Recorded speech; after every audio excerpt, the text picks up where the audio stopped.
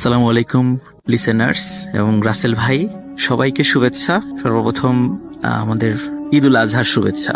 যারা ভূত এফএমের লিসেনার্স আছেন তাদেরকে তো অন্তরের অন্তঃস্থল থেকে ভালোবাসা এবং মোবারকবাদ। যারা আমার গল্প পছন্দ করেন, আমাকে পছন্দ করেন এবং যাদের ভালোবাসার কারণেই বারবার এখানে আসা হয়। রাসেল ভাই, আজকে যে ঘটনাটি আমি শেয়ার করব, আমি গত কয়েকটা এপিসোডে, টানা দুটো এপিসোডে আমি খুলনার দুটো স্টোরি শেয়ার করেছিলাম। তো আমি লাস্ট খুলনা থেকে ক্লাস নিয়ে আসলাম আর কি। তো ওখান থেকে আমি খুব ভালো ভালো দুটো স্টোরি পেয়েছি। তা আমি চিন্তা করেছি যে এবার আমি এই দুটো স্টোরি এবার এপিসোডেও আমি ইনশাল্লাহ বলার চেষ্টা করব। তো আসলে ভাই, স্টোরি দুটো কালেক্ট করার জন্য সবচেয়ে বেশি যে হেল্প করেছিল উনি হচ্ছে আমার গত দুটো স্টোরি যারা এই দুজন হেল্প করেছিল, রূপম এবং সৈকত, দুজনকে স্পেশালি থ্যাঙ্কস। আসলে ভাই, ফার্স্ট স্টোরিতে চলে যাই। সঙ্গত কারণে আমি যার সাথে ঘটনাটি ঘটেছিল তার নাম এবং স্থানটা আমি বলতে পারছি না, এই জন্য আমি আন্তরিকভাবে ক্ষমা প্রার্থী। কারণ এই নাম না প্রকাশ করার শর্তে এবং স্থানের নাম না প্রকাশ করার শর্তেই আমি এই স্টোরিটা মানে বলার অনুমতি পেয়েছি। ঘটনাটি ছিল রাসেল ভাই 2015 সালে। যে ভাইয়ের সাথে ঘটনাটি ঘটেছিল, তো উনি একদিন কোনো একটি কারণে পারিবারিক এবং একটা ব্যবসায়িক কারণে উনি এক জায়গায় যাচ্ছিলেন, মানে জায়গাটার নামও বলছিল। উনি যাচ্ছিলেন, কিন্তু হঠাৎ করে রাস্তায় মানে মোড় ঘোরার সময় উনি একটি মিনি বাস এবং একটি অটোরিকশা টাইপের একটি গাড়ির সঙ্গে মানে একটু মানে চাপার মধ্যে পড়ে যান এবং বেশ খুব মানে আহত হন উনি। ওনার মাথায় আঘাত লাগে, শরীরের বিভিন্ন অংশে আঘাত লাগে এবং আঘাত লাগার পর স্থানীয় যারা ওনাকে গুরুতর আহত অবস্থায় উদ্ধার করে, তারা দ্রুত একটি রিনাউন্ড একটা হসপিটালে তাকে মানে হসপিটালাইজড করেন এবং তাকে জরুরি বিভাগে নিয়ে যান। তো জরুরি বিভাগে যিনি ডাক্তার ছিলেন, তো উনি ওনাকে পরীক্ষা নিরীক্ষা করে তাকে মৃত ঘোষণা করেন। যেহেতু একটা জায়গা থেকে ওনাকে উদ্ধার হয়েছে, ওনার সাথে অন্য কেউ ছিল না এবং ওনাকে আইডেন্টিফাই করার মতো ওই ধরনের কোনো কাগজপত্র ওনার সাথে ছিল না। এই কারণে চিন্তা করা হলো যে ওনার পরিবারকে তো খবরটা জানাতে হবে। তো যেহেতু লোকালি জিনিসটা ঘটেছে, ওনার পরিবার হয়তোবা এখানেই আশেপাশে কোনো একটা এলাকায় থাকেন আর কি, উনি হয়তোবা বাইরের কেউ নন।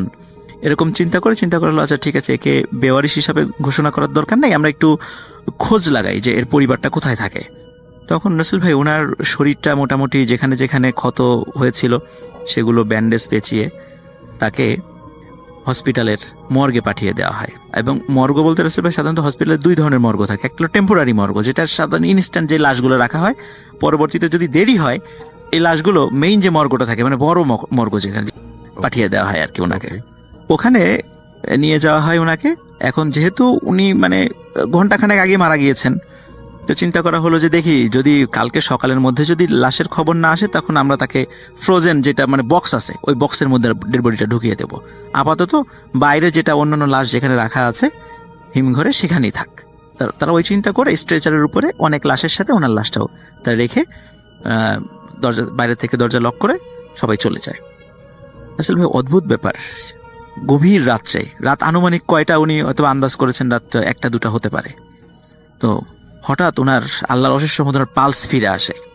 এটা খুবই অদ্ভুত, ওনার পালস ফিরে আসে এবং উনি আসলে প্রথমে মানে বুঝতেই পারেন না আসলে উনি কোথায় আছেন। উনি চিন্তা করছিলেন যে উনি চোখে কিছুই দেখছেন না, হয়তো উনি ওনার দৃষ্টিশক্তি হারিয়েছেন অ্যাক্সিডেন্টে, এরকমটা মনে করছিলেন প্রথমে। তো উনি মানে তারপরেও মানে একটু মানে লক্ষ্য করলেন যে দেয়ালের কোনো একটা অংশ বা কোনো একটা ফাঁকা অংশ দিয়ে বাইরের থেকে একটু আলো আসছে। তখন উনি চিন্তা করেন না, উনি ওনার আইসাইটটা হারান নাই, মানে উনি দৃষ্টিশক্তি হারান নাই, উনি দেখতে পাচ্ছেন, কিন্তু ঘরটা অন্ধকার। এখন রাসেল ভাই ওখানে ওই ঘরে কিন্তু মাইনাসের নিচে তাপমাত্রা, কারণ ডেড বডিগুলো যাতে পচে না, যেন মাইনাসের নিচে তাপমাত্রা থাকে। তো দেখা যাচ্ছে যে ওনার প্রচণ্ড শীত করছে। এখন উনি চিন্তা করছে প্রচণ্ড শীত করছে, এখন কি করি। উনি হাত দিয়ে দেখলেন ওনার শরীরে ব্যান্ডেজ পেঁচানো, ওনার দেহের উপরে একটি কাপড় রাখা, কিন্তু সেই কাপড়টাও তো খুব পাতলা কাপড়, যারা হসপিটালে গিয়েছেন দেখেছেন বেশ পাতলা কাপড় ওটা থাকে শরীরের উপরে। তখন উনি ওই পাগলের মতো উনি রুমের মধ্যে ওনার শরীরের সাথে জড়ানোর জন্য অন্য কোনো কাপড় পাওয়া যায় কিনা খুঁজছিলেন, কারণ এত ঠান্ডা লাগছে ওনার। উনি রাসেল ভাই যখন আশেপাশে হাত দিচ্ছিলেন, তখন দেখলেন যে মানুষের মতোই যেন অনেকে শুয়ে আছে। তো তাদের শরীরের উপরেও প্রত্যেকের শরীরের উপরে কাপড় আছে। তখন উনি এই অন্ধকারের ভিতরে হাতড়ে এই কাপড়গুলো এক একটা করে সংগ্রহ করছিলেন। সংগ্রহ করে উনি মানে শরীরে মানে পেঁচিয়ে ঠান্ডায় ঠকঠক করে কাঁপছিলেন এবং উনি বুঝতে পারছিলেন না এই মুহূর্তে ওনার কী করা উচিত। আসলে উনি যে কোথায় তখন উনি বুঝতে পারছিলেন না। উনি ধারণা করছেন হয়তোবা উনি কোনো মানে আশেপাশে রুগী আছে, রুগীরা ঘুমিয়ে আছে, এই তাদের কাছ থেকে ওই কাপড়গুলো উনি নিয়ে উনি ওনার শরীরে পেঁচিয়েছেন। হঠাৎ রাসেল ভাই অন্ধকারের মধ্যে পাশ থেকে কেউ একজন বলে ওঠে যে, কি ভাই খুব ঠান্ডা লাগছে? তখন উনি চমকে ওঠেন যে, হ্যাঁ খুব ঠান্ডা তো লাগছে, আপনি কে? বলে, আমি এখানকারই একজন। তো তাহলে লাইট জ্বালান, আমি তো অন্ধকারে কিছুই দেখতে পাচ্ছি না। কথা বলবেন, দাঁড়ান আমি লাইটটা জ্বালাচ্ছি। সত্যি রাসেল ভাই লাইটটা জ্বালায় একজন লোক, একদম স্বাভাবিক একজন লোক লাইটটা জ্বালায়। লাইটটা জ্বালানোর পরে উনি দেখেন যে আশেপাশে যা আছে সবাই মৃত। কেউ অ্যাক্সিডেন্টে মারা গিয়েছে, কেউ সুইসাইড করেছে, হয়তো বা পোস্টমর্টেম করার পরে রেখে দিয়েছে, সকালে হয়তো বা দেহ বুঝিয়ে দেবে, বা বেওয়ারিশ লাশ এখনো কবর দিতে পারে নাই বা পরের দিন কবর দেবে, এরকম লাশগুলো ওখানে অনেকগুলো লাশ এখানে রাখা আছে। তো এইভাবে একের পর এক লাশের সাথে পরিচয় করিয়ে দিচ্ছে যে এই লোকটা এইভাবে মারা গিয়েছে, এই লোকটা এইভাবে মারা গিয়েছে, এইভাবে এভাবে প্রত্যেকটা লাশের সাথে পরিচয় করিয়ে দিচ্ছে।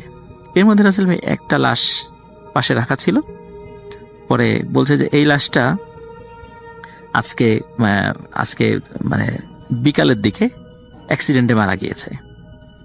তখন অন্যান্য লাশগুলোর মানে যেগুলো মানে কাপড় দিয়ে ঢাকা ছিল, উনি তো কিছু কাপড় নিজের শরীরে পেঁচিয়েছিলেন, অন্যান্য যেগুলো ঢাকা ছিল প্রত্যেকটা লাশের উপর থেকে কাপড়টা সরিয়ে দেখছিলেন যে মানে কার লাশ কি উনি দেখছিলেন, কিন্তু ওই লাশের উপর থেকে ওই ব্যক্তি কাপড়টা সরাচ্ছিল না। তখন উনি নিজেই আগ্রহী হয়ে ওই কাপড়টা সরানোর পরে বলছে যে দেখে যে লাশটি শোয়ানো এটা আসলে ওনারই লাশ। তো এটা দেখে উনি এতটা ভয় পান যে উনি আর ওনার সেন্স রাখতে পারেন নাই। উনি সাথে সাথে মানে সেন্সলেস হয়ে পড়ে যান ওখানে। এরপরে ওনার সেন্স ফিরে আসে, তখনও অন্ধকার, মানে রুম অন্ধকার, উনি নিচে পড়ে আছেন।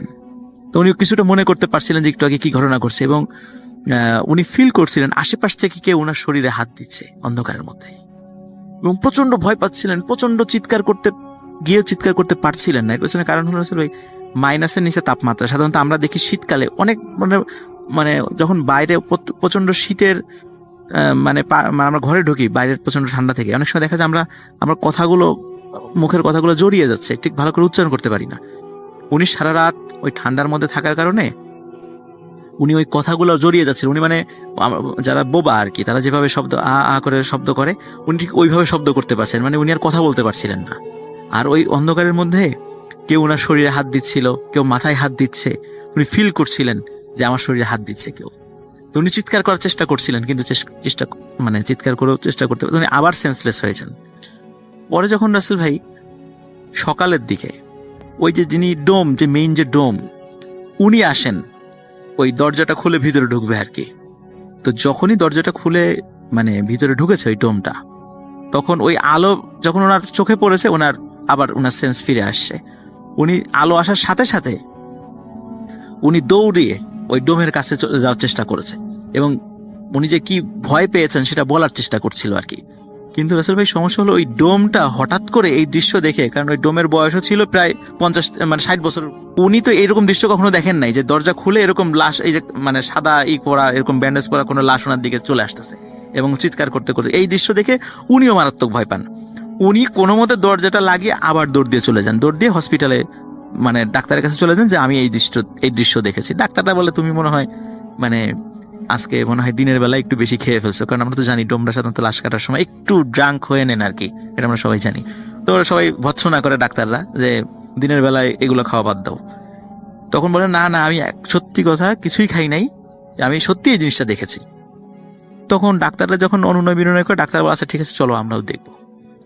তখন এক দুইজন ডাক্তার যায়, সত্যি দরজা খোলার পরে যখন আবার দরজা খুলেছে, তখন ওই ভাই আবার ওনাদের দিকে চলে আসছে যে আমাকে বাঁচান, এটা বলার চেষ্টা করছে, কিন্তু বলতে পারছে না। ওনার তো মানে ওই ঠান্ডার কারণে উনি কথা বলতে পারছিলেন না। ডাক্তাররা ওটা দেখে মারাত্মক ভয় পান। ভয় পাওয়ার পর তখন ওনারা আবার দরজা লক করে চলে যান। ওনারা আবার অন্যদেরকে বলে যে এই ঘটনা। তখন অনেক লোকের উপস্থিতি সেখানে আসে, সবার উপস্থিতিতে দরজা খোলা হয়। দরজা খুলে দেখা যায় না, আসলে সত্যি উনি জীবিত আছেন। পরে ওনাকে ওখান থেকে উদ্ধার করা হয়। কিন্তু যেহেতু রাসেল ভাই একজন জীবিত মানুষকে, যাই হোক ভুল হোক যে কারণেই হোক, অজ্ঞতাবশত হোক বা জ্ঞানের অভাবে হোক, ওনাকে তো ডেথ সার্টিফিকেট দিয়ে ফেলেছিলেন। তো এটা তো একটা ক্রিমিনাল অফেন্স হতো বটে। যাই হোক, হসপিটাল কর্তৃপক্ষ ওনার পরিবারের কাছে ক্ষমা চান, ডাক্তারও ক্ষমা চান, উনি সেটা ক্ষমা করে দেন যে বেঁচে ফিরছে। পুরো পরিবার বলে যে বেঁচে গেছে, এটাই শুকরিয়া, আলহামদুলিল্লাহ। তো উনি যদি সত্যি ওনার তো পোস্টমর্টেম করাটা বাকি ছিল, এই কারণে রাসেল ভাই ওই দিন মানে বিশেষ একটা অকেশন ছিল। তাই কারণ ডাক্তাররা রাতের বেলা চলে গেছিল বাসায়, বলছে যে এটা পোস্টমর্টেম পরে করব, সকালে করব। তা না হলে ওনাদেরকে যদি ওই অবস্থায় পোস্টমর্টেম করা হতো তাহলে উনি জীবিত থাকতেন না। পরিবার বলে যেহেতু উনি জীবিত আছেন, আমাদের আর কোনো দাবি নেই, আলহামদুলিল্লাহ উনি জীবিত আছেন, এটাই আমাদের কাছে শুকরিয়া, আমরা এটা নিয়ে আর কোনো কথা বলবো না। তো এরপর রাসেল ভাই উনি এখন কিন্তু দিব্যি স্বাভাবিক মানুষ, বেঁচে আছেন। আমি মানে গিয়েছিলাম সেখানে, আমি নিজে দেখে আসছি। কিন্তু রাসেল ভাই ওই হসপিটাল এবং ওনার নাম বেশ কয়েকটা জিনিস না প্রকাশ করার শর্তে, কারণ যেহেতু উনি হসপিটালের সাথে একটা মিউচুয়াল করে ফেলেছেন, উনি রাজি হয়েছেন, সেটা উনি চাচ্ছিলেন না যে ওই হসপিটালের নাম বা ডাক্তার বা এই সমস্ত বিষয় জানাজানি হোক। কারণ যেহেতু উনি বলে ফেলেছেন উনি বেঁচে আছেন, এটাই শুকরিয়া, উনি এগুলা নিয়ে বেশি একটা কথা বলতেও রাজি না। তো এটাই ছিল রাসেল ভাই আমার ফার্স্ট স্টোরি।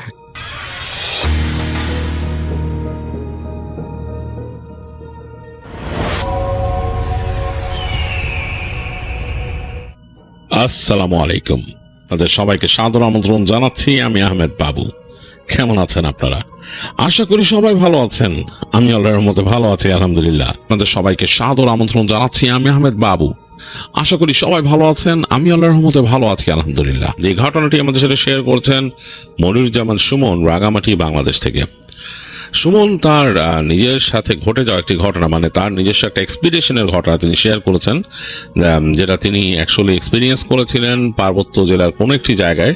কৈশোর থেকেই সুমন বেশ অ্যাডভেঞ্চার প্রিয় ছিল, মানে সে স্কুল লাইফ থেকেই এই অ্যাডভেঞ্চার এবং এই প্যারানর্মাল বিষয় নিয়ে বেশ আগ্রহ বোধ করত। আর তার সাথে যেসব বন্ধু বান্ধব আড্ডা দিত, যারা বসতো, তারাও তার সাথে এগুলো নিয়ে গল্প করতো। মানে মানুষের ইন্টারেস্ট অনুযায়ী তার বন্ধুত্ব গড়ে ওঠে, সুমনেরও তাই হয়েছিল। তো যাই হোক, যখন বড় হয়ে যায়, কলেজে পড়ে, তখনও একই রকম অবস্থা। আজ থেকে প্রায় বছর 3 আগে তখন সুমন মোটামুটি বেশ পরিণত যুবক, এবং সে একটা আড্ডায় গিয়েছে সন্ধ্যার সময়। তো সেখানে তাদের এক পাহাড়ি বন্ধু চায়ের আড্ডায় বসে তাকে গল্প বলে, মানে এই প্যারানর্মাল ব্যাপারে গল্প হচ্ছিল। তো তখন এই গল্পের মাঝে এক জাদুকরের প্রসঙ্গ চলে আসে, এবং এই জাদুকর নিয়ে বিভিন্ন কথা বলে আর কি, সে ঘটনা সম্পৃক্ত। তো এই ঘটনায় সেই জাদুকরের যে রোল, সেটা শুনে বা ঘটনার যে প্রবাহ, এটা শুনে সুমন আর তার 2 বন্ধু বেশ ইন্টারেস্টেড হয়। তারা বেশ মানে কৌতূহলী বোধ করে যে জাদুকরের ব্যাপারটা নিয়ে, এবং জাদুকরকে খুব মিস্টিরিয়াস মনে হয় তাদের। তো তারা জিজ্ঞেস করে সে পাহাড়ি বন্ধুকে যে তারপর শেষমেশ কি করলো জাদুকর, মানে ওখানকার যে জাদুকর বা তান্ত্রিক ছিল সে কি করলো। বলে সে তারপর পাহাড়ের অমুক জায়গায় সে ওখানে ঘর করে, আর সে সাধারণত আসতো না এদিকে, কারণ তার ওই জায়গায় থাকাই প্রিয় ছিল, তার সাধনা করতে, এবং ওই পাহাড়ের পাশ দিয়ে কেউ যেত না, সবাই এড়ায় চলতো, ভয় পেত ওই জায়গাটা, গেলেই উল্টা পাল্টা জিনিস দেখতো। তো এরকম আর কি। তো একবার সেই পাহাড়ি বন্ধু ওটার কাছাকাছি গেছিল, তখন নাকি সে দেখছে মনে হয় নীল রঙের শরীরে একজন মানুষ গাছের ফাঁক থেকে তার দিকে তাকায় আছে। তো শরীরের রংটা এরকম কালচে নীল, দেখে খুব ভয় পেয়েছিল সে পাহাড়ি বন্ধু, সে দৌড় দিয়ে চলে আসছে। তো সুমন বলে, আরে এটা তো জোস একটা জায়গা, এই জায়গায় তো যাওয়া যায়, আমরা গিয়ে তো এখানে একটু ঘুরে আসতে পারি। তো সে পাহাড়ি বন্ধু বলে, না না, ওদিকে যাওয়ার কোনো দরকার নেই, এটা কোনো ব্যাপার না, ওই জায়গায় এরকম অনেক ব্যাপার স্যাপার আছে, ওইসব জায়গায় যাওয়ার কোনো প্রয়োজন নেই। তো সুমন ওই পাহাড়ি বন্ধুকে খুব খোঁচাইতে থাকে, বলে যে তুই কবে যাবি, তোদের বাড়ি কবে যাবি, তো এরকম কথা বলতে থাকে। তো বন্ধু তাদেরকে অ্যাভয়েড করে। তো যাই হোক, এরকম কয়েকদিন ঘোরাঘুরির পর সুমন কিন্তু মাঝে মাঝেই তার বন্ধুকে পেলেই এরকম খোঁচাইতো। একবার বন্ধু বলে যে আমি যাচ্ছি, মানে এরকম, মানে 2 দিনের মধ্যেই তার যাওয়ার সময় তাদের বাড়ি।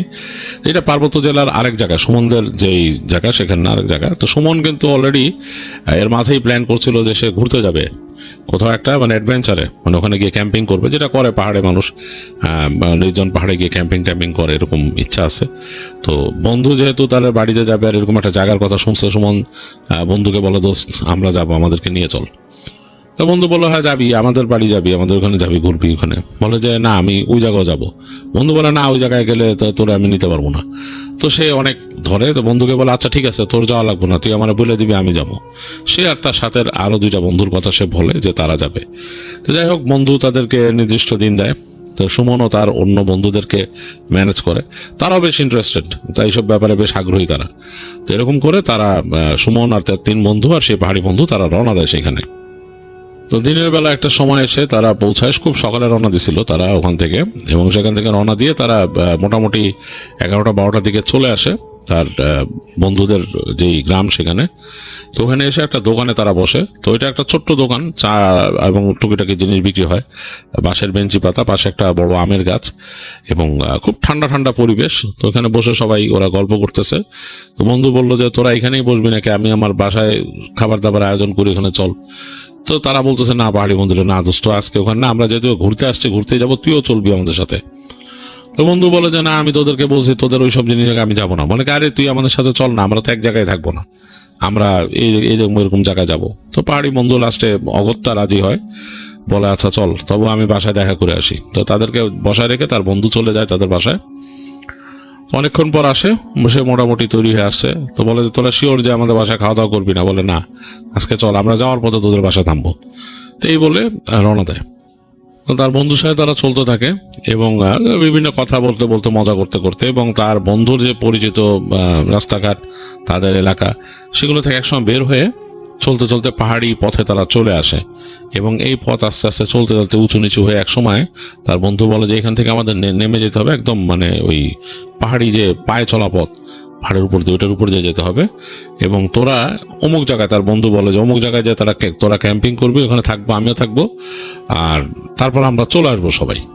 তো বন্ধু বলে যে না, সুমন বলছে না ওইখান থেকে চলে আসবো কেন, তুই না ওই যে বলছিস ওই যে জাদুঘরের বাসা আছে, বাড়ি আছে ওখানে। বলে আরে ওদিকে যাওয়া যাবে না বলছি না। বলে যে না না, আগে চল আমরা যাই।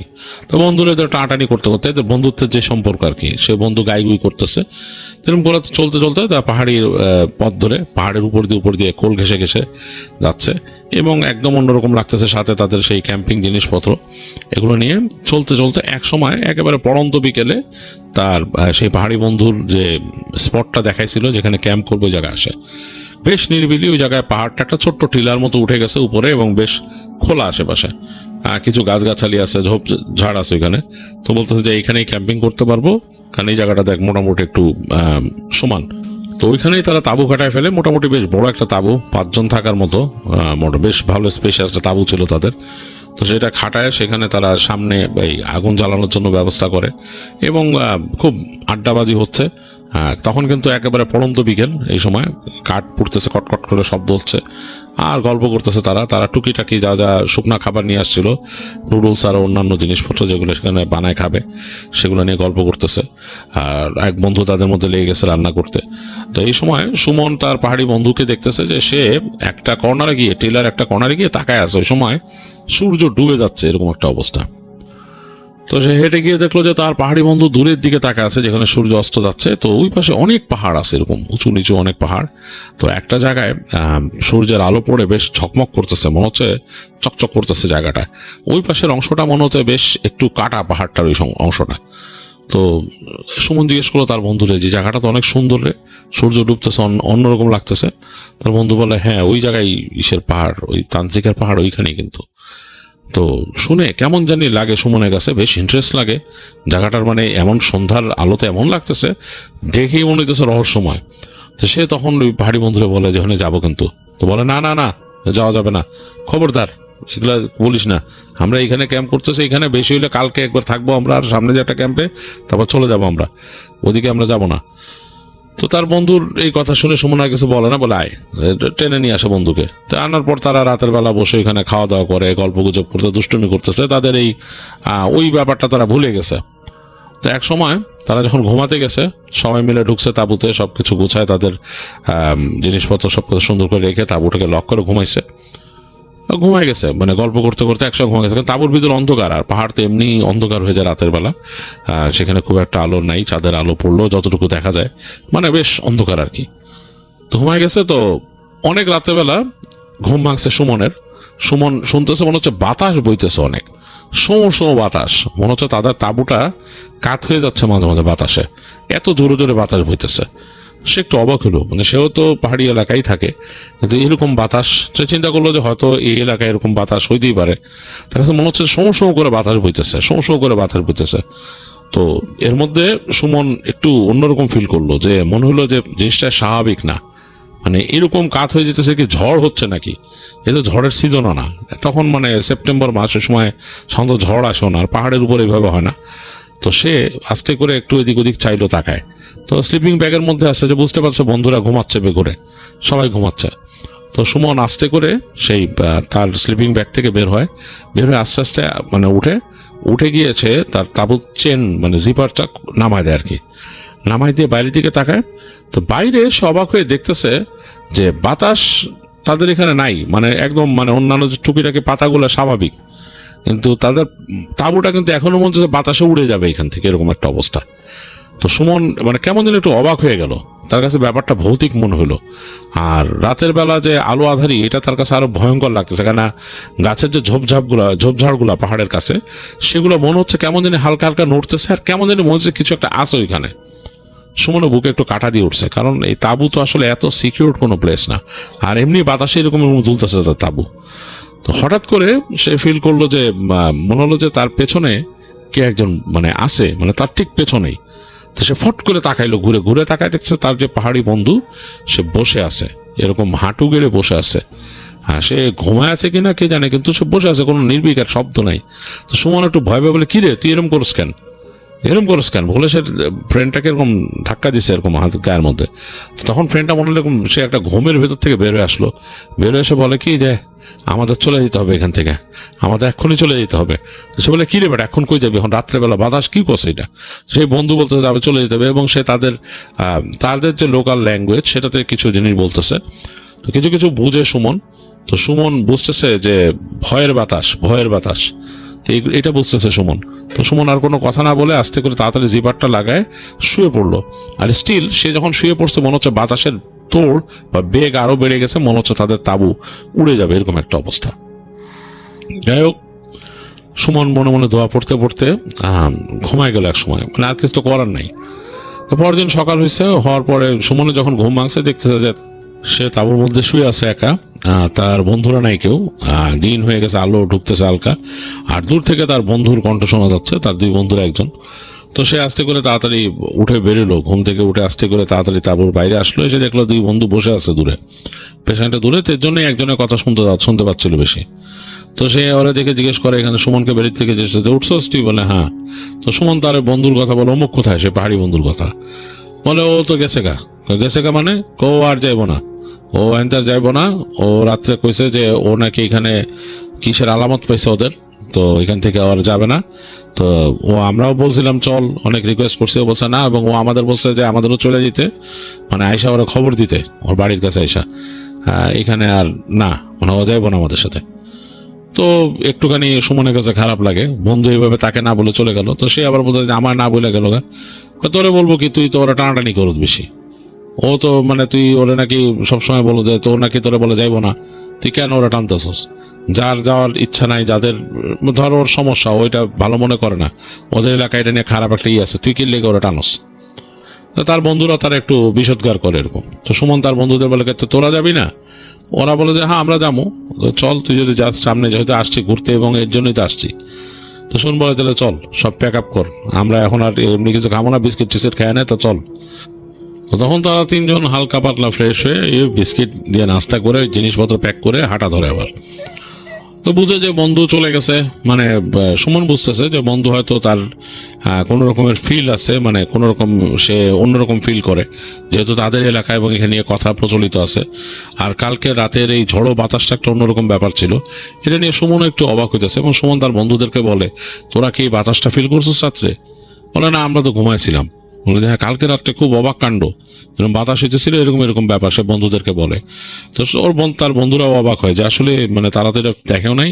তা বলে যে আসলে তো আমাদের যদি এরকম কিছু দেখে থাকি আর ও যদি বলে, আমাদের তো যাওয়া ঠিক না সামনে।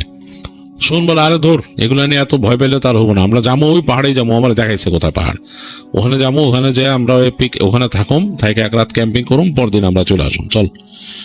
তো বলে সুমন একটা আইডিয়া করে। সুমন এখান থেকে আবার তাকায় দেখে যে কিভাবে কিভাবে গেছে, যে জায়গাটা দেখাইছিল বন্ধু কালকে। তো তারা যাচ্ছে এই পাহাড় থেকে নেমে, এই পাহাড়ি রাস্তা ধরে আবার যাচ্ছে। অনেক জায়গা দেখা যাচ্ছে বেশ মানে হয়ে গেছে, ডেন্সড হয়ে গেছে ঝোপঝাড়ে, সেগুলো আবার পরিষ্কার করে করে এগোতে হয়। এরকম করতে করতে লাস্ট যখন যাচ্ছে ওই জায়গাটার কিন্তু পথ একেবারে চলার মতোই ছিল না, মানে বেশ মানে ইটি ঝোপঝাড় নল খাগড়াগুলো সামনে চলে আসছে। এগুলো পরিষ্কার করতে করতে তারপর সামনে যাওয়া লাগছে তাদের। ওই ছোট এরকম মাসেটির মতো আছে, ওইটা দিয়ে পরিষ্কার করতে করতে একদম তারা আসছে। তো আসার পর সুমনের দুই বন্ধু পুরাই ক্লান্ত, তারা হাঁপাচ্ছে, এবং এই যে তাবু এগুলো নিয়ে বহন করতে সাথে এগুলো একটা হ্যাসেল, এত ভারী জিনিস নিয়ে চলাফেরা করা, সাথে আরো টুকিটাকি জিনিসপত্র আছে। তো তারা বলে যে বেশি পরিশ্রম হয়ে যেতেছে, কি কষ্টে, অলরেডি তো দেখা গেছে দুপুর শেষ। তো বলে হ্যাঁ, কিন্তু আমাদের সন্ধ্যার আগে পৌঁছাইতে হবে, এই জায়গা তো আসলে থাকার মতো না। তাস না কেমন, মানে একদম মানে পাহাড়ের নিচু জায়গাগুলো একদমই অন্যরকম, ওখানে থাকার মতো না, এবং মানে ভয় লাগে। দু একটা জায়গা দিয়ে আসছে, ওখানে ঝিরির মতো ছিল, ওই ঝিরি দিয়ে পানি যাচ্ছে, তো কেমন জানি লাগে। এবং বুঝে যেখানে ঝিরি থাকে সেখানে পশু পাখি কিন্তু পানি খেতে আসে, হিংস্র পশু আসে, তারা জানে। আর পাহাড়ের এরকম গহীনে ঢুকে গেলে সেখানে কিন্তু যে কোনো মানে তাদের পাহাড়ি বন্য পশুই থাকতে পারে, এটা আমরা প্রেডিক্ট করতে পারি এরকম না। আবার পোকামাকড় আছে ভয়ের অনেক। তো যাই হোক, তারা চলতে চলতে এক সময় মানে একেবারে বিকাল পড়ে গেছে, মানে অন্ধকার হয়ে আসছে। তখন সুমন আন্দাজ করে যে, ওটা তো উপর থেকে দেখছিল, কিন্তু আন্দাজ করে যে এই যে সামনে পাহাড়টা, ওইখানে এটাই হলো জাদুঘরের পাহাড়। আর পাহাড়টা এখান থেকে দেখতেই যেন একটু কেমন, অনেকটা মনে হয় যে একটা বড় পেয়ালা উল্টা করে রাখলে যেরকম সেরকম, খুব বেশি যে রাফ এটার শরীর সেরকম না, মনে হয় যে মসৃণ ভাবেই নামছে। আর ওই পাশটা মনে হচ্ছে যে ওই পাশের অংশটা মানে কেটে গেলে যেরকম লাগে, ওটা পাথরগুলো ওইরকম, ওখানে আলো পড়ে আর কি। এবং এই শেষ বিকেলেও মানে একদম যখন নাকি সূর্য ডুবে যাচ্ছে এই সময় কিন্তু ওখানে আলো পড়তেছে। এটা সুমন বুঝতে পারতেছে যে ওখান থেকে একটা রিফ্লেকশনের মতো আসতেছে। যাই হোক, ওঠা শুরু করে। এই পেয়ালার মতো মসৃণ থাকার কারণে এটাতে উঠতে অনেক সমস্যা হচ্ছে তাদের।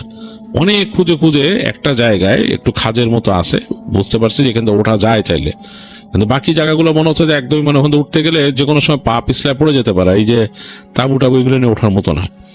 তো যাই হোক, ওই যে জায়গাটা একটু খাদের মতো আছে ওখান থেকে ওরা ওঠা শুরু করে, এবং একদম মানে কঠিন অবস্থা, ঘাম টাম বেরোয় একাকার অবস্থা হয়ে গেছে, পরিশ্রমে মানে একদম সবাই ক্লান্ত। এবং যখন তারা পাহাড়ের উপর উঠছে তখন মোটামুটি অন্ধকারই বলা যায়, চারিদিক অন্ধকার হয়ে গেছে। তো উঠে মনে হচ্ছে এইখানে আর একটা জগৎ, বেশ অনেক গাছগাছালি পাহাড়ের উপরে। এই জায়গায় মনে হচ্ছে একটা জঙ্গলের মতো, এবং বড় বড় শাল সেগুন গাছ আছে ওখানে উপরের দিকে, এবং এর মাঝ দিয়ে হেঁটে যেতে হবে, কারণ ওইখানেই যে বসা যাচ্ছে সেরকম না, ওইখানে গেড়ে বসার মতো অবস্থা না, গাছগাছালি দিয়ে ঘেরা।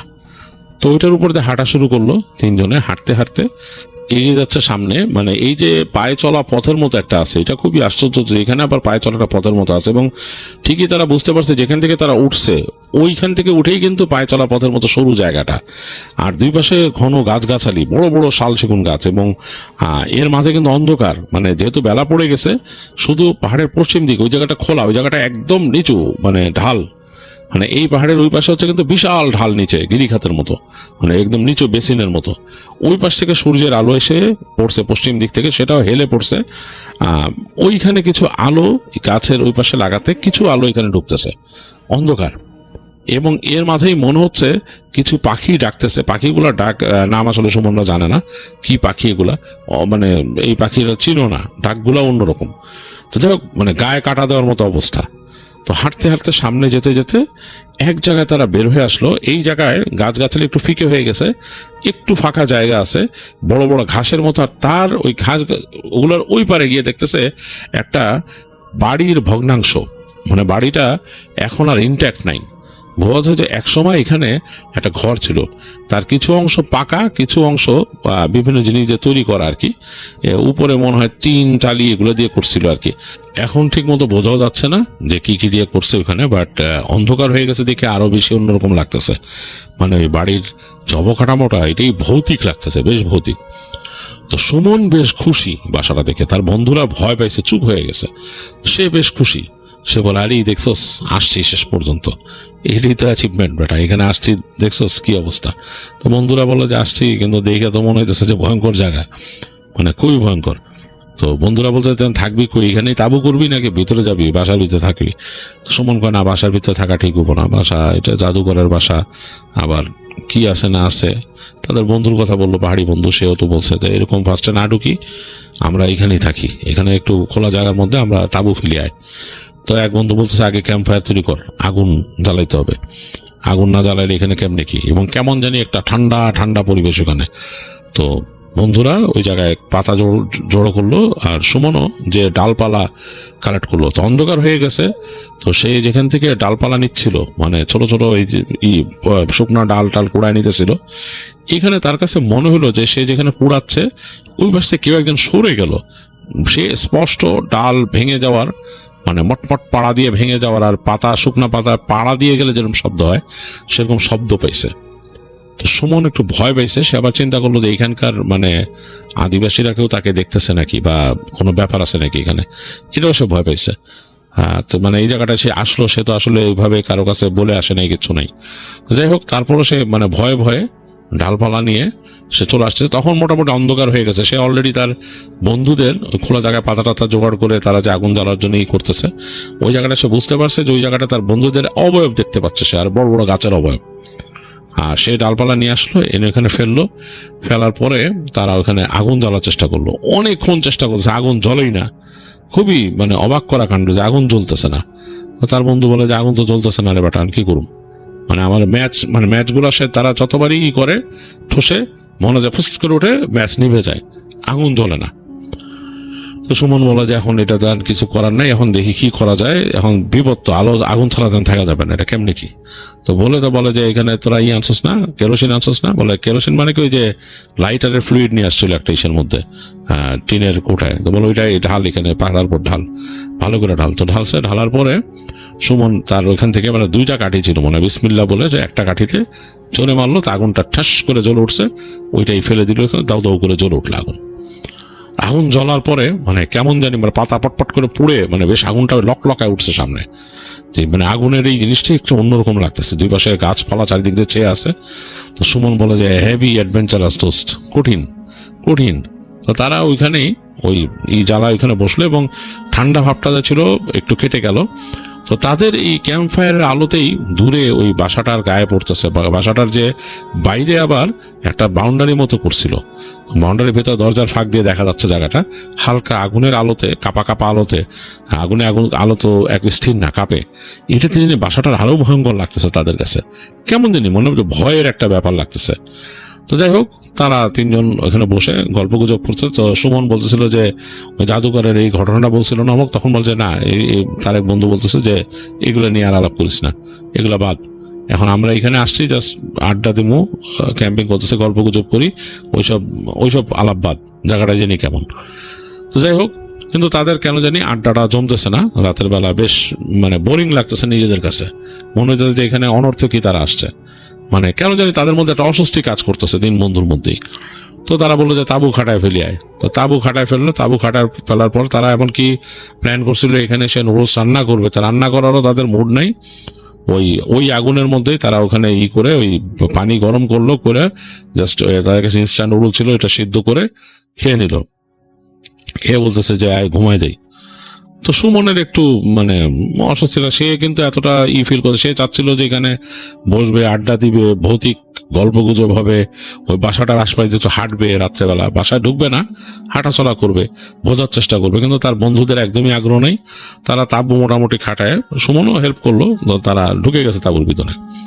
সুমনও কিছুক্ষণ বসে থাকলো তাঁবুর এই জিপারের সামনে, দরজার সামনে তাকায় দেখতেছে, বাসাটা দেখতেছে, আশপাশ দেখতেছে। তার নিজেরও বেশিক্ষণ আর ভাল লাগলো না। সে দেখছে যে, বুঝতে পারছে যে আকাশে একটা চাঁদ উঠছে, চাঁদের হালকা ম্লান আলো সেখানে পড়ছে, মেঘের আড়াল দিয়ে মানে মেঘ চলাচল করতেছে চাঁদের উপরে, ম্লান আলো পড়ছে, তার কাছে আগ্রহ আর লাগলো না। আর সে খুব আশ্চর্য হয়ে দেখলো যে একটা ক্যাম্প ফায়ার তৈরি করলে সাধারণত অনেকক্ষণ জ্বলে, তাদের যে ক্যাম্প ফায়ার আগুনটা খুব দ্রুতই নিভু নিভু হয়ে গেল, মানে একদম নিষ্প্রভ হয়ে গেছে, নিভে যাবে এরকম। তো সুমন চিন্তা করলো যে ঠিক না, এখানে তো মানুষজন এড়ায় চলে আসেও না, আমরা একদিন পর আমরা আসছি, এবং এটা ঠিক না, এভাবে এখানে জায়গা থাকাটা ঠিক না, আমি ঢুকে যাই তাঁবুতে। সে নিজেও চিন্তা করে তাঁবুর জিপার লাগাই দিয়ে সে শুয়ে পড়লো। তো শুয়ে পড়ে সে বন্ধুদের জিজ্ঞেস করছে কি রে, কি অবস্থা সেই। তো মানে গল্প দেখতে বন্ধুরা খুব একটা উত্তর দিতেও খুব একটা আগ্রহী না, তারা ক্লান্ত। সে এক পর্যায়ে বুঝলো যে বন্ধুরা ঘুমায় পড়ছে, আর সে নাক ডাকার শব্দ শুনলো। কিন্তু সুমনের ঘুম আসতেছে না, সে অনেকক্ষণ চুপচাপ এরকম শুয়ে আছে, তার ঘুম আসতেছে না। তো এক সময় এরকম থাকতে থাকতে ঘুমায় গেল সে। হঠাৎ তার ঘুম ভাঙলো চিৎকারে। তার ডান পাশ থেকে তার বন্ধু চিৎকার করে উঠছে। তো সুমন লাফ দিয়ে উঠছে, চিৎকার আসলে ভয় পেয়েছে খুব। তো উঠে এসে বুঝতেছে যে একেবারে অন্ধকার তাঁবুর মধ্যে, এবং তারা কিন্তু যখন ঘুমাইছিল তাদের সাথে একটা চার্জ লাইট ছিল যেটাকে একদম আলো কমায় তারা রেখে দিছিল পাশে। এখন দেখতেছে যে ওই আলো বন্ধ, ঘুরঘুরটি অন্ধকার তাঁবুর ভিতরে। তো এর মধ্যে তার বন্ধু চিৎকার করছে, উফ উফ করতেছে। তো সে বলে কি হয়েছে তোর হাত? সে বলে আমার হাত। তো সুমন তাড়াতাড়ি যে হাত দিয়ে থাবা দিল, তার আরেক বন্ধু উঠে গেছে, থাবা দিয়ে চার্জ লাইটটা নিয়ে তারা ওই চার্জ লাইট জ্বালালো। দেখতেছে যে একদম ব্যাটারি পুরো ডাউন হয়ে গেছে, টিম আলোতে জ্বলতেছে ভিতরে। তো এই আলো জ্বলতেই সুমনের ডান পাশে যে বন্ধু ছিল সে একদম চিৎকার করে হাতটা সামনে এনে বলতেছে আমার কবজিটা মনে থেকে মোচড়ায় ভেঙে দিয়েছে। তো তাড়াতাড়ি সুমন হাত দিয়ে ধরলো, তার বন্ধু ধরলো, ধরে দেখলো যে হাতের এই জায়গাটা, কবজির উপরটা একদম লালচে হয়ে গেছে। মনে হচ্ছে যে কেউ জোরে এমন ভাবে চাপ দিছে যে রক্ত বন্ধ হয়ে যাওয়ার মতো অবস্থা। তো সে হাত নাড়াই দিয়ে পারতেছে না, বলতেছে আমার হাতটা মনে হয় মোচড়ায় ভেঙে দিল, এরকম একটা অবস্থা। তো তার বন্ধু তাড়াতাড়ি ওখানে চেপে ধরলো এবং সুমন ওই জায়গায় ধরে তাকে ওখানে ম্যাসাজ করে দিল। এবং তারা বললো যে এটা কেমনে কি হইলো বুঝলাম না, তোর হাত মনে হয় বেমনে পড়ছিল, তুই কি শরীরের নিচে তোর হাত বেমনে ভাবে পড়ছিল মনে হয়। তো বন্ধু বলে যে না, আমি তো হাত এমনি রাখছি, হঠাৎ করে হাতের মধ্যে প্রচন্ড মনে কে জানি এরকম চাইপা মোচড়ায় দিল, এরকম লাগলো। এগুলো বলতে শুন বলে আরে না, তোর হাতের নিচেই পড়ছিল, তুই বেমনে মনে পড়ছস, আর এটা কেমনে হবে? আর তাবু তো সিল করা, জিপার লাগানো। হঠাৎ করে মনে হলো তাদের তাবুর উপরে কিছু একটা পড়লো, থপ করে, এমন ভাবে পড়ছে মনে হয় তাবুর একদম ভেঙে যাবে, উপরের যে বাঁকানো এইগুলো বলে ভেঙে যাবে, এরকম করে ধাপ করে পাশে পড়লো। আর তারপরে মনে হলো তাদের তাবুর উপর অসংখ্য ইটের বৃষ্টি হওয়া শুরু হলো। জোরে জোরে ছোট ছোট নুড়ি, ইট, পাথর টাইপের যেগুলো আছে সেগুলো উড়ায় পড়তেছে এগুলা গায়ের মধ্যে, তাবুর মধ্যে সৎ করে লাগতেছে এসে এক একটা। তো ভয়ে তারা গেছে, এবং এত জোরে এসে 2-3টা লাগলো, মনে হলো তাবু উড়ে যাবে মাথার উপর থেকে। তো ভয়ে 3 বন্ধু একসাথে ধরে তো সুমন দোয়া পড়া শুরু করলো। দুই বন্ধুকে ধরে নিয়ে তারপর দোয়া পড়তে দোয়া পড়, একদম তারা হয়ে গেছে। এবং তার তাবুর উপর মনে হচ্ছে একেবারে রীতিমতো পাথর বৃষ্টি বা ইট বৃষ্টি হইতেছে, এরকম অবস্থা। তো প্রচন্ড ভয় পেলো ওরা, অনেকক্ষণ ভয়ের চোটে একদম চুপে থাকলো এবং অনেকক্ষণ ধরে এরকম পড়লো। পড়ার পরে থেমে গেল আর কি, এক সময় সেই ইট বৃষ্টি থেমে গেছে। তো এর মধ্যে বিড়বিড় করে দোয়া পড়তেছে। তো তখন হঠাৎ করে সুমনের মনে হলো তাদের তাঁবুর আশপাশ দিয়ে কোনো প্রাণী ঘুরতেছে। এটা তার কাছে ফিল হলো যে কোনো প্রাণী ঘুরতেছে, হিংস্র কোনো প্রাণী যদি কোনো কিছুকে সার্কেল করে ঘুরে, সেরকম একটা ফিল হইতেছে। মাঝে মাঝে তাদের তাঁবুর আশপাশের মনে হচ্ছে যে এই যে ছোট ছোট ডালপালা মটমট করে ভাঙতেছে, যেগুলো থাকে শুকনা পাতার গাছের নিচে পড়ে থাকে এগুলা, এবং শুকনা পাতাও যে পাড়ায় যাচ্ছে কেউ সেটাও বুঝতে পারতেছে। আর এর মাঝে তাদের যে চার্জ লাইটটা ছিল, চার্জ লাইটের যে আলোটা সেটা ডিম হইতে হইতে এমন অবস্থা হয়েছে যে কোনো সময় নিভে যাবে। তো সুমন দোয়া পড়তেছে এবং দেখলো নিজের অজান্তে বন্ধুরাও 2জন দোয়া পড়তেছে ফিসফিস করে। তো এক সময় তাদের এই তাঁবুর লাইটটা নিভে গেল, যে চার্জ লাইটটা একদম ডিপ অন্ধকার। এর মধ্যে হঠাৎ করে মনে হলো যে বাতাস শুরু হলো কালকের মতো, এবং বাতাসটা এসে মনে হচ্ছে তাঁবুটাকে উড়াই নিয়ে যাবে, এরকম অবস্থা। একদম বাতাসের উইন্ড হুইসেল শুনতেছে তারা, যে হুইসেল যে বাতাস যে করে চলতেছে সেরকম শোঁ করে। তো ভয় পেয়ে গেল, মনে হচ্ছে যে সুমনের কাছে উড়াই নিয়ে যাবে। সুমন মনে মনে বলতেছে যে আমার এখানে আসা উচিত হয়নি, সে তবা করতেছে মনে মনে। তো এরকম করতে করতে কতক্ষণ গেল বলা যাবে না, এক সময় মনে হলো এটা থামলো, এবং আসলে তারাও একদম ঝিমাই গেছিল। তাদের আসলে মানুষের এক সময় মানুষ আত্মসমর্পণ করে নিজেকে, যে আসলে তারা কিছু করার নাই, দোয়া পড়তেছে, বসে আছে চুপচাপ ঝিমায়, এবং বন্ধু 2জনও পড়ে গেছে পাশে, তারাও ঘুমের মতো। সুমনে ঘুমায় গেল এক সময়। তো ঘুম ভাঙছে দিনের বেলা, তখন তাঁবুতে আলো এসে ঢুকছে, তাঁবুর দিয়ে বোঝা যাচ্ছে এখান থেকে আলো। তো উঠে সুমন দেখলো বন্ধু 2জন ঘুমাচ্ছে, তখনও তোদেরকে উঠাইলো, ডেকে উঠায় বলে চল তাড়াতাড়ি এগুলো বের কর। তো বের করলো সবাই, বলে যে কিচ্ছু খাওয়া দরকার নেই, সব প্যাক কর, আমরা চলে যাবো এখান থেকে। তো সবকিছু প্যাক করছে, তখন তারা মোটামুটি প্যাক করে ফেলছে সবকিছু। তখন সুমন বললো যে একটা রাউন্ড মারি বাসাটার পাশ দিয়ে, দেখি আসছেই যখন একটু দেখে যাই কি আছে ভিতরে। তো বন্ধুরা বলে যে না দোস্ত, ভিতরে যাবো না, ভিতরে যাওয়ার দরকার নেই। সুমন বলে আরে পাশ দিয়ে হেঁটে যাই। তো বলে আচ্ছা ঠিক আছে। তো সবাই মিলে হেঁটে হেঁটে আস্তে আস্তে গেল বাসাটার কাছে। ওই যে দেয়ালটা ছিল, যে ভগ্ন দেয়ালের পাশ থেকে দরজা, আগে দরজা ছিল, এখন দরজা নাই, ওইটাতে ঢুকলো। তো ঢোকার পরে যদি তাদের কেমন লাগতেছে, উঠানটার কম্পাউন্ডের মধ্যেই কেমন জানি 2-1 জায়গায় দেখলো যে এরকম ইট মতো এরকম সাজায়, মানে ইট এবং পাথর দিয়ে আর কি কেমনে কেমনে সাজায় কিছু আকৃতির মতো বানায় রাখছে। সেগুলো কেমন জানি দেখতে, বেঢপ আকৃতির কিছু কিছু জিনিস বানায় রাখছে খোলা জায়গার উঠানের মধ্যে। তো তারপর উঠে তারা যখন নাকি ওই বাসাটার মূল একটা বারান্দার মতো আছে ওইখানে উঠলো, গাটা কেমন ছমছম করে উঠছে। তো সুমনের বন্ধু বলতেছে যে আমাদের মনে আর যাওয়াটা ঠিক না, আর যাইস না, চল জায়গা। সুমন বলে যে না চল আর একটু দেখি সামনে কি আছে। সুমনের কিউরিয়াসিটি একটু বেশি। তো হেঁটে হেঁটে গিয়ে তারা দেখলো যে ওই রুমের যে মূল ঘরের যে দরজাটা ওইটা বাড়ি দিয়ে বানানো ছিল, সেগুলো ঝুরঝুর হয়ে গেছে, বাসটা কাত হয়ে গেছে এরকম এরকম, মানে খুবই ভগ্ন জমাটের শেষ, কালের বিবর্তনের শেষ। তো ওইটাকে তারা ঠেলা দিল, তো সরে না 2বার 3বার ঠেলা দিতে ওটা সরে গেল। তো সরে যাওয়ার পর মনে হচ্ছে যে একদম কেমন বোটকা গন্ধ আর একদম কেমন জানি ঠান্ডা একটা অবস্থা সেই জায়গায়। তো সুমনি উকি দিল, আগে বন্ধুরা সাহস পাইতেছে না, সুমনি আগে উকি দিল। অন্ধকারে চোখটা শুয়ে আসছে, দেখতে পেলো যে মানে যতটুকু এখান থেকে যতটুকু আলো গেছে ঘরের মধ্যে কিন্তু অন্ধকার, বেশ অন্ধকার, এবার কিছু দেখা যাচ্ছে না, কারণ এই দেয়ালগুলো সম্ভবত কাদা মাটি লেপে পাকা করা হয়েছিল। এখান থেকে দেখতে পেলো যে ফ্লোরের মধ্যে কিছু জিনিসপত্র পড়ে আছে, এর মধ্যে মনে হইলো মানে হাড় গোড়ো আছে কিছু, এগুলো ঠিক মতোই করতে পারলো না। ওই পাশ থেকে মনে হলো যে কেমন একটা কণ্ঠে কেমন জানি একটা শব্দ করলো কেউ ঘরের ভেতরের রুম থেকে, কেমন জানি এটা মানে ইনহিউম্যান একটা শব্দ। এই শব্দটা শোনার পর আর ওইখানে থাকার মতো সাহস তিনজনের কেউ নেই, যেটা দৌড় দিয়ে বেরো আসছে। ওরা বেরো এসে দৌড়াচ্ছে, দৌড়া এসে পাহাড়ের ওই কর্নার আসছে নামার জায়গাটা, বলছে এখান দিয়ে তো খুব সাবধানে নামতে হবে, কিন্তু ভয় পাইতেছে।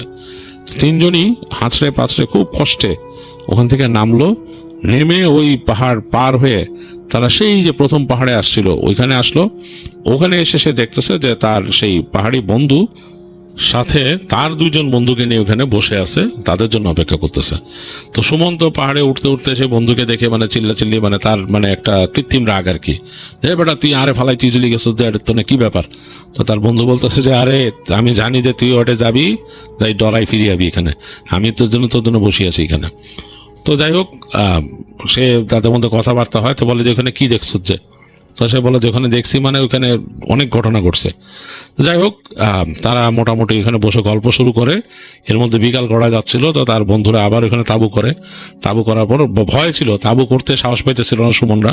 তার বন্ধু বলে না আরে ডর নাই, এখানে ভয় পাইস না, এখানে অসুবিধা নাই। আর ওই যে তার সাথে 2জন বন্ধু আসছে, ওরা অনেক কিছু জানে এখানকার সম্বন্ধে, এবং তারা ওখান থেকে অনেক খাবারের জিনিসপত্র নিয়ে আসছে, বলে আজকে আমরা পিকনিক করবো, যে তোরা তো এখানে আইসা এখনো পিকনিকের মজা পাস নাই, আজকে পিকনিক করবো, এই 2 দিন তো কি খাইছে উল্টা পাল্টা।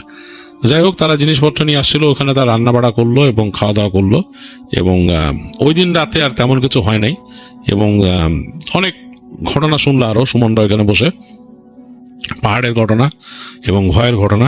এবং তার বন্ধু বলল যে ওখানে যে তোরা ভালো মতন যে ঘুরোস নাই বা ওখানে যে ঢুকোস নাই, ভালো করছোস, ওই ঘরের মধ্যে ঢুকলে কিন্তু বাবা তোর কাম ছিল, ওই জায়গা খুবই খারাপ, ওই জাদুঘরের ওই জায়গা খুবই খারাপ, খারাপ জিনিস আছে যে ওখানে দেওয়া আছে, যেগুলো বলে।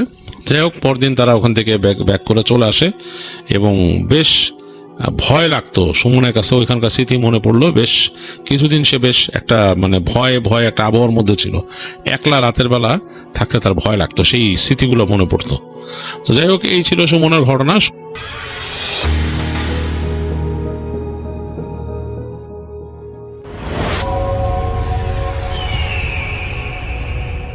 ভাই ঘটনাটা হচ্ছে শ্রীলঙ্কার ঘটনা।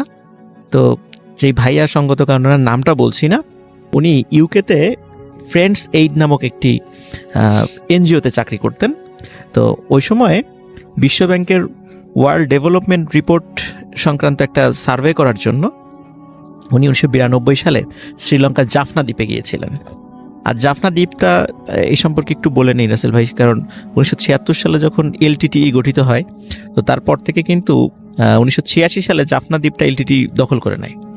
তারপর থেকে কি জাফনা দ্বীপে কিন্তু বিভিন্ন ক্ষেত্রে সবসময় একটা ওই সময়ে ওইখানকার লোকজনের আসলে মানে অবস্থা জানার জন্যই আসলে ওয়ার্ল্ড ব্যাংক থেকে পাঠানো হয়েছিল আর কি। ওই সূত্রপাতে ওই সূত্র ধরে ওনারা সেখানে যান। তো যাওয়ার পর রাসেল ভাই ওখানে ওনাদেরকে একটা কাঠের একটা বাড়িতে থাকার ব্যবস্থা করা হয়। ওনারা 3 জন ছিলেন, কাঠের বাড়িতে ওনাদের থাকার ব্যবস্থা করা হয়। ওই বাড়িটার পাশে বেশ জঙ্গল টঙ্গল ছিল, জঙ্গলে মোটামুটি সাপ বানর এই জিনিসগুলো ছিল আর কি। মোটামুটি দিনের বেলাতেই তারা দেখতেন বিষয়গুলো। এখন রাসেল ভাই ওনারা যখন যে বাড়িতে ছিলেন ওনারা প্রতিদিন কাজ করতেন এবং কাজ শেষে তখন তো আসলে ওইভাবে ইমেইলটা চালু ছিল না ওখানে, তখন ওনারা ফ্যাক্স করতেন। প্রতিদিনের আপডেটটা প্রতিদিন ওনারা ওয়ার্ল্ড ব্যাংকের ফ্যাক্স করে জানিয়ে দিতেন যে আজকে এই পর্যন্ত আমরা তথ্য সংগ্রহ করতে পেরেছি। তো সারাদিন ক্লান্ত থাকার পর ওনারা যখন ঘুমাতে যেতেন রাসেল ভাই, তখন ওই প্রথম 1-2 দিনের পর থেকে একটা সমস্যা শুরু হয়। সেটা হচ্ছে ওনারা ঘুমাতে যাওয়ার পরে ওনারা টের পেতেন যে কিচেনে শব্দ হচ্ছে, মনে হচ্ছে যে কেউ কাজ করছে বা থালবাটি পড়ে যাচ্ছে, এরকম কিছু শব্দ। তো ওনারা যখন উঠে যেতেন তখন দেখতেন যে কিছুই না, কিছু না হলে রাসেল ভাই দেখতেন যে ওই থালবাটি আসলে পড়ে আছে, বিভিন্ন জায়গায় ছড়িয়ে ছিটে পড়ে আছে। তারপরে রাতের বেলা যেহেতু ওটা কাঠের একটা বাসা ছিল, তখন ওরা শব্দ পেতেন যে উপরে কোনো কিছু দৌড়াদৌড়ি করছে, ধূপধাপ শব্দ হচ্ছে। এখন যেহেতু পাশে জঙ্গল ছিল, তখন ওরা চিন্তা করতেন হয়তো বা রাতের বেলা বানর এসে উপদ্রব করে। এটা কারণে এই বিষয়টা নিয়ে আসলে অতটা গুরুত্ব ওনারা কখনো দেন নাই।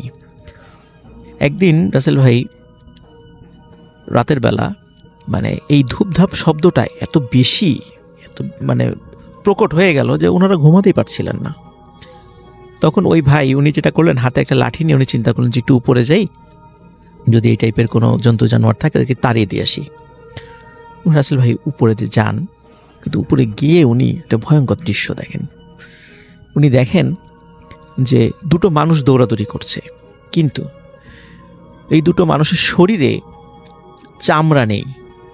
মানে মনে হচ্ছে একটা মানুষের শরীর থেকে যদি চামড়া ছুলে ফেলা হয়, তখন মানুষের শরীরে রক্ত পেশি, তারপরে মানুষের বিভিন্ন টিস্যু যেগুলো দেখা যায় যেভাবে, এবং রক্ত ঝরতে থাকে, এইরকম দুইজন লোক দৌড়াদৌড়ি করছে।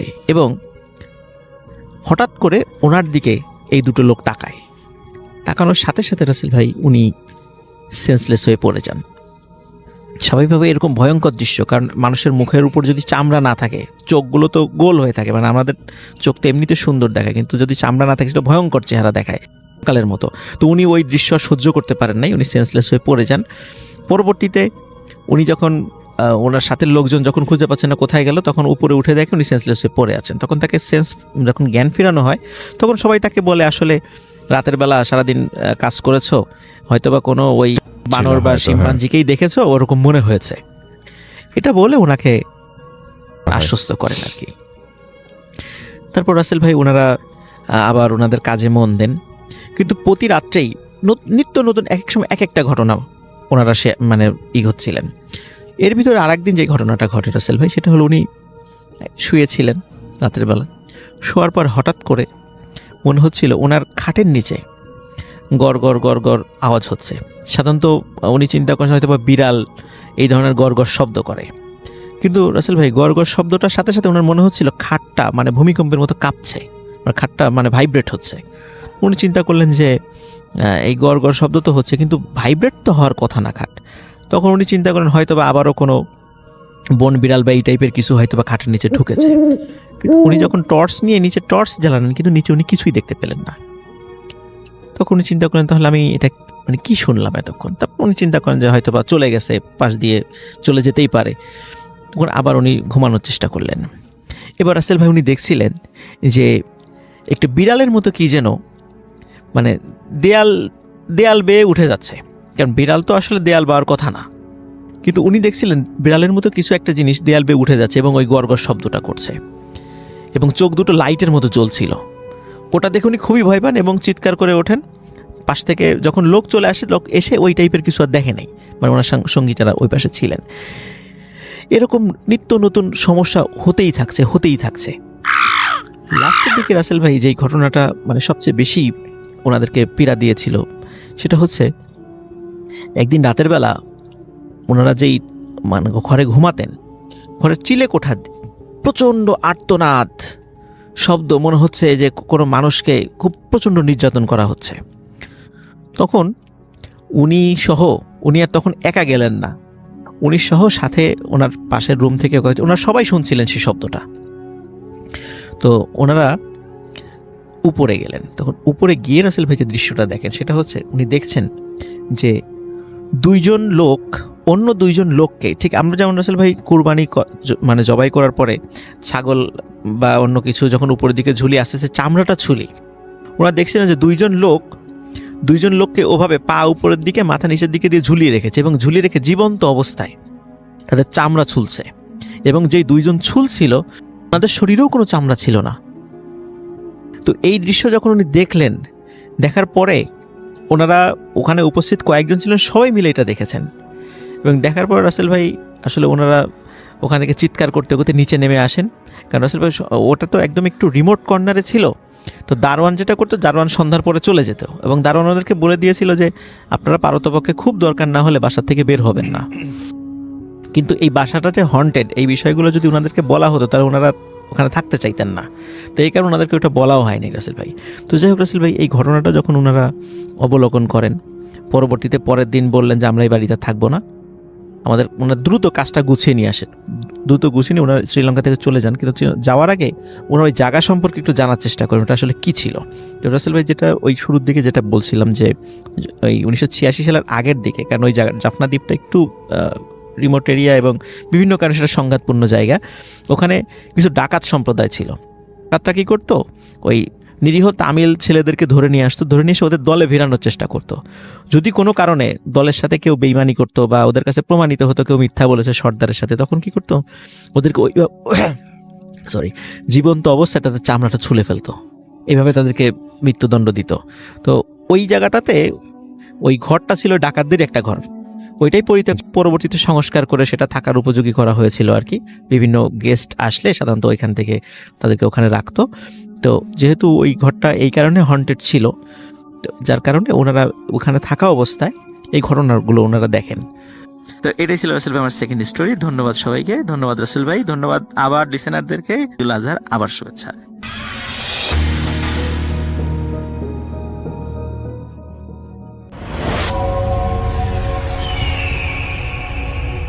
হ্যালো লিসেনার্স, হ্যালো রাসেল ভাই, আসসালামু আলাইকুম। আশা করি সবাই ভালো আছেন, ভালোর দোলাই আছেন। আমার নাম রিপন, আমি লালমিহাট থেকে বলতেছি। আজকে যে ঘটনাটা আমি শেয়ার করব, এই ঘটনাটা আমার কাছে পাঠিয়েছেন জাহিদ, আর জাহিদের বাড়ি হচ্ছে ফরিদপুরে। আমি চেষ্টা করব জাহিদ ভাইয়ের মতো করে ঘটনাটা আপনাদের মাঝে শেয়ার করার। জাহিদ ভাই যে ঘটনাটা আমার কাছে শেয়ার করেছেন সেটা আজ থেকে 2 বছর আগের একটি ঘটনা। তো এই ঘটনা ঘটে যখন তিনি একটা সরকারি হাসপাতালের ইন্টার্ন ডাক্তার ছিলেন। তো পেশাগত কারণে ভূত প্রেত বা অলৌকিক কিছুতে বিশ্বাস করার মতো তিনি মানুষ ছিলেন না। অ্যানাটমি ক্লাসে মরা কাটা বা পোস্টমর্টম করা ছিল তার আসলে নিত্যদিনের একটা কাজ। কিন্তু সেদিন রাতে ডিউটিতে ওনার সাথে এমন একটা ঘটনা ঘটেছিল যা থেকে তিনি আর কোনোদিন একা মর্গে যাওয়ার সাহস পাননি। তো ঘটনাটা ঘটেছিল আজ থেকে প্রায় 2 বছর একটা বর্ষার রাতে, ঝড় বৃষ্টির রাতে। তো জাহিদ ভাইয়ের ডিউটি ছিল হাসপাতালের ইমার্জেন্সি ওয়ার্ডে। রাত তখন আনুমানিক 2:30টা। বাইরে তখনও প্রচণ্ড বজ্রপাত আর মুষলধারে বৃষ্টি হচ্ছে।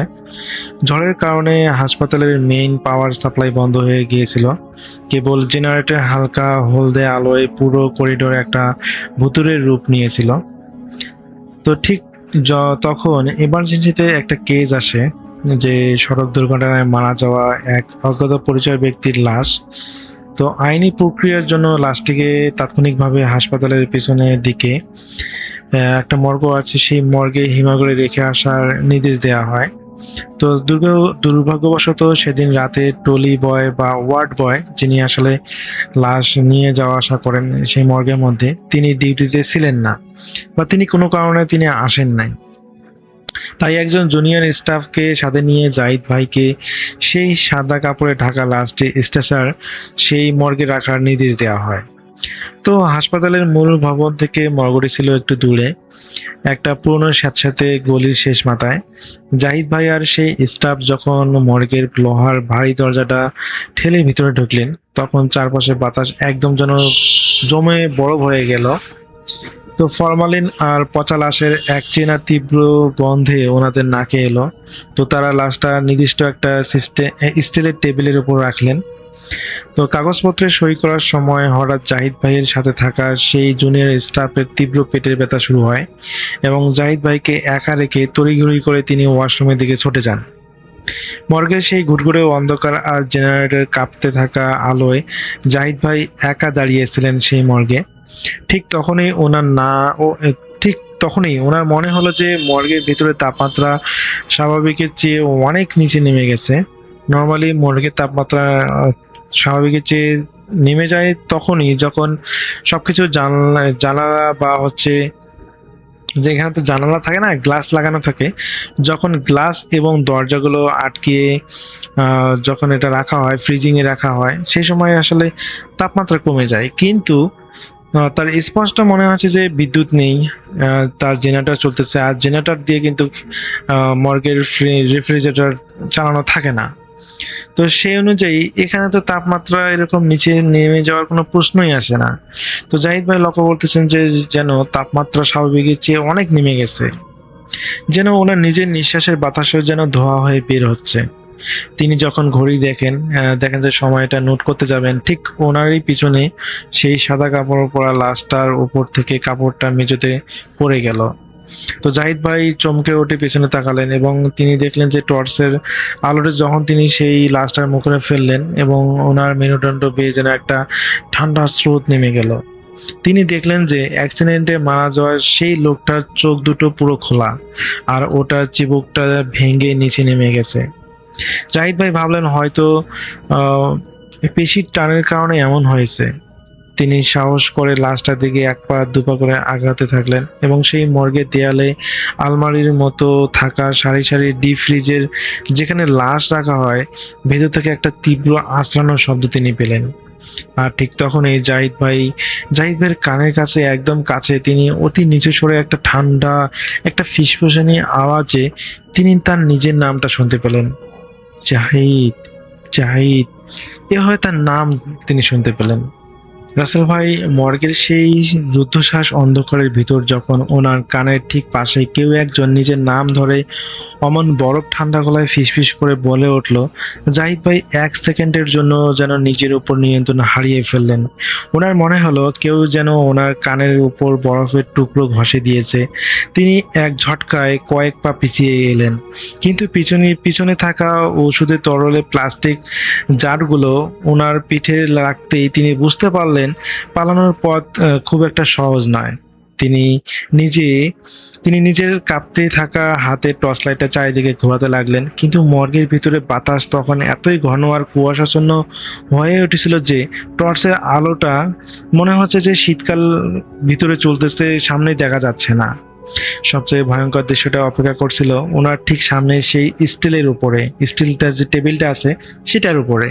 জাহিদ ভাই দেখলেন অ্যাক্সিডেন্টে মারা যাওয়া সেই অজ্ঞাত পরিচয় ব্যক্তির লাশটির বাম্পাটা খুব ধীরে ধীরে উপরের দিকে উঠতেছে, আর ওনার পায়ের আঙ্গুলগুলো অদ্ভুতভাবে একে অপরের সাথে জট পাকিয়ে যাচ্ছে, যেন লাশের ভিতরে কোনো একটা অদৃশ্য চালিকা শক্তি জোর করে ওনার পেশিগুলোকে সচল করার চেষ্টা করছে।